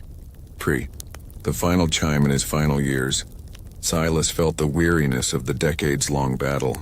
He knew his time was running short. He made one final journey to the coast, to the point where the continent ended. A final contemplation of the American journey. He stood on the bluff overlooking the vast, churning Pacific Ocean. He pulled out the final piece of his life's mechanism, the flawed brass gear he had salvaged from the wreckage of his Boston past and redeemed in the Willamette Valley. He held the gear, its tiny imperfection catching the final rays of the setting sun. He was looking at his mother's final act of defiance, his own life's work, and the enduring symbol of his nation's struggle. The flaw was not a weakness. It was the mechanism of change. With a profound sense of peace, Silas tossed the gear into the vast, indifferent ocean. He let go of the burden of the physical object, knowing the truth of the flaw was now integrated into the enduring human spirit. He closed his eyes, feeling the wind and the rhythmic measure of the waves, the largest, most honest clock in existence. He had started as a man running from time, seeking refuge in a perfect rigid dream. He ended as a man embraced by time, having discovered that the truest purpose of life, the essence of liberty, lay in the courage to live, fight, and create with an honest, humble understanding of human imperfection. The final thematic statement, etched into the silence of the Pacific coast, was simple. The American dream is not the pursuit of perfection, but the enduring human spirit's relentless, costly labor to mend the inevitable flaws in the pursuit of liberty. Silas Thorne, the master clockmaker, finally achieved his ultimate peace, having discovered that the most beautiful, valuable time is the time spent on repair,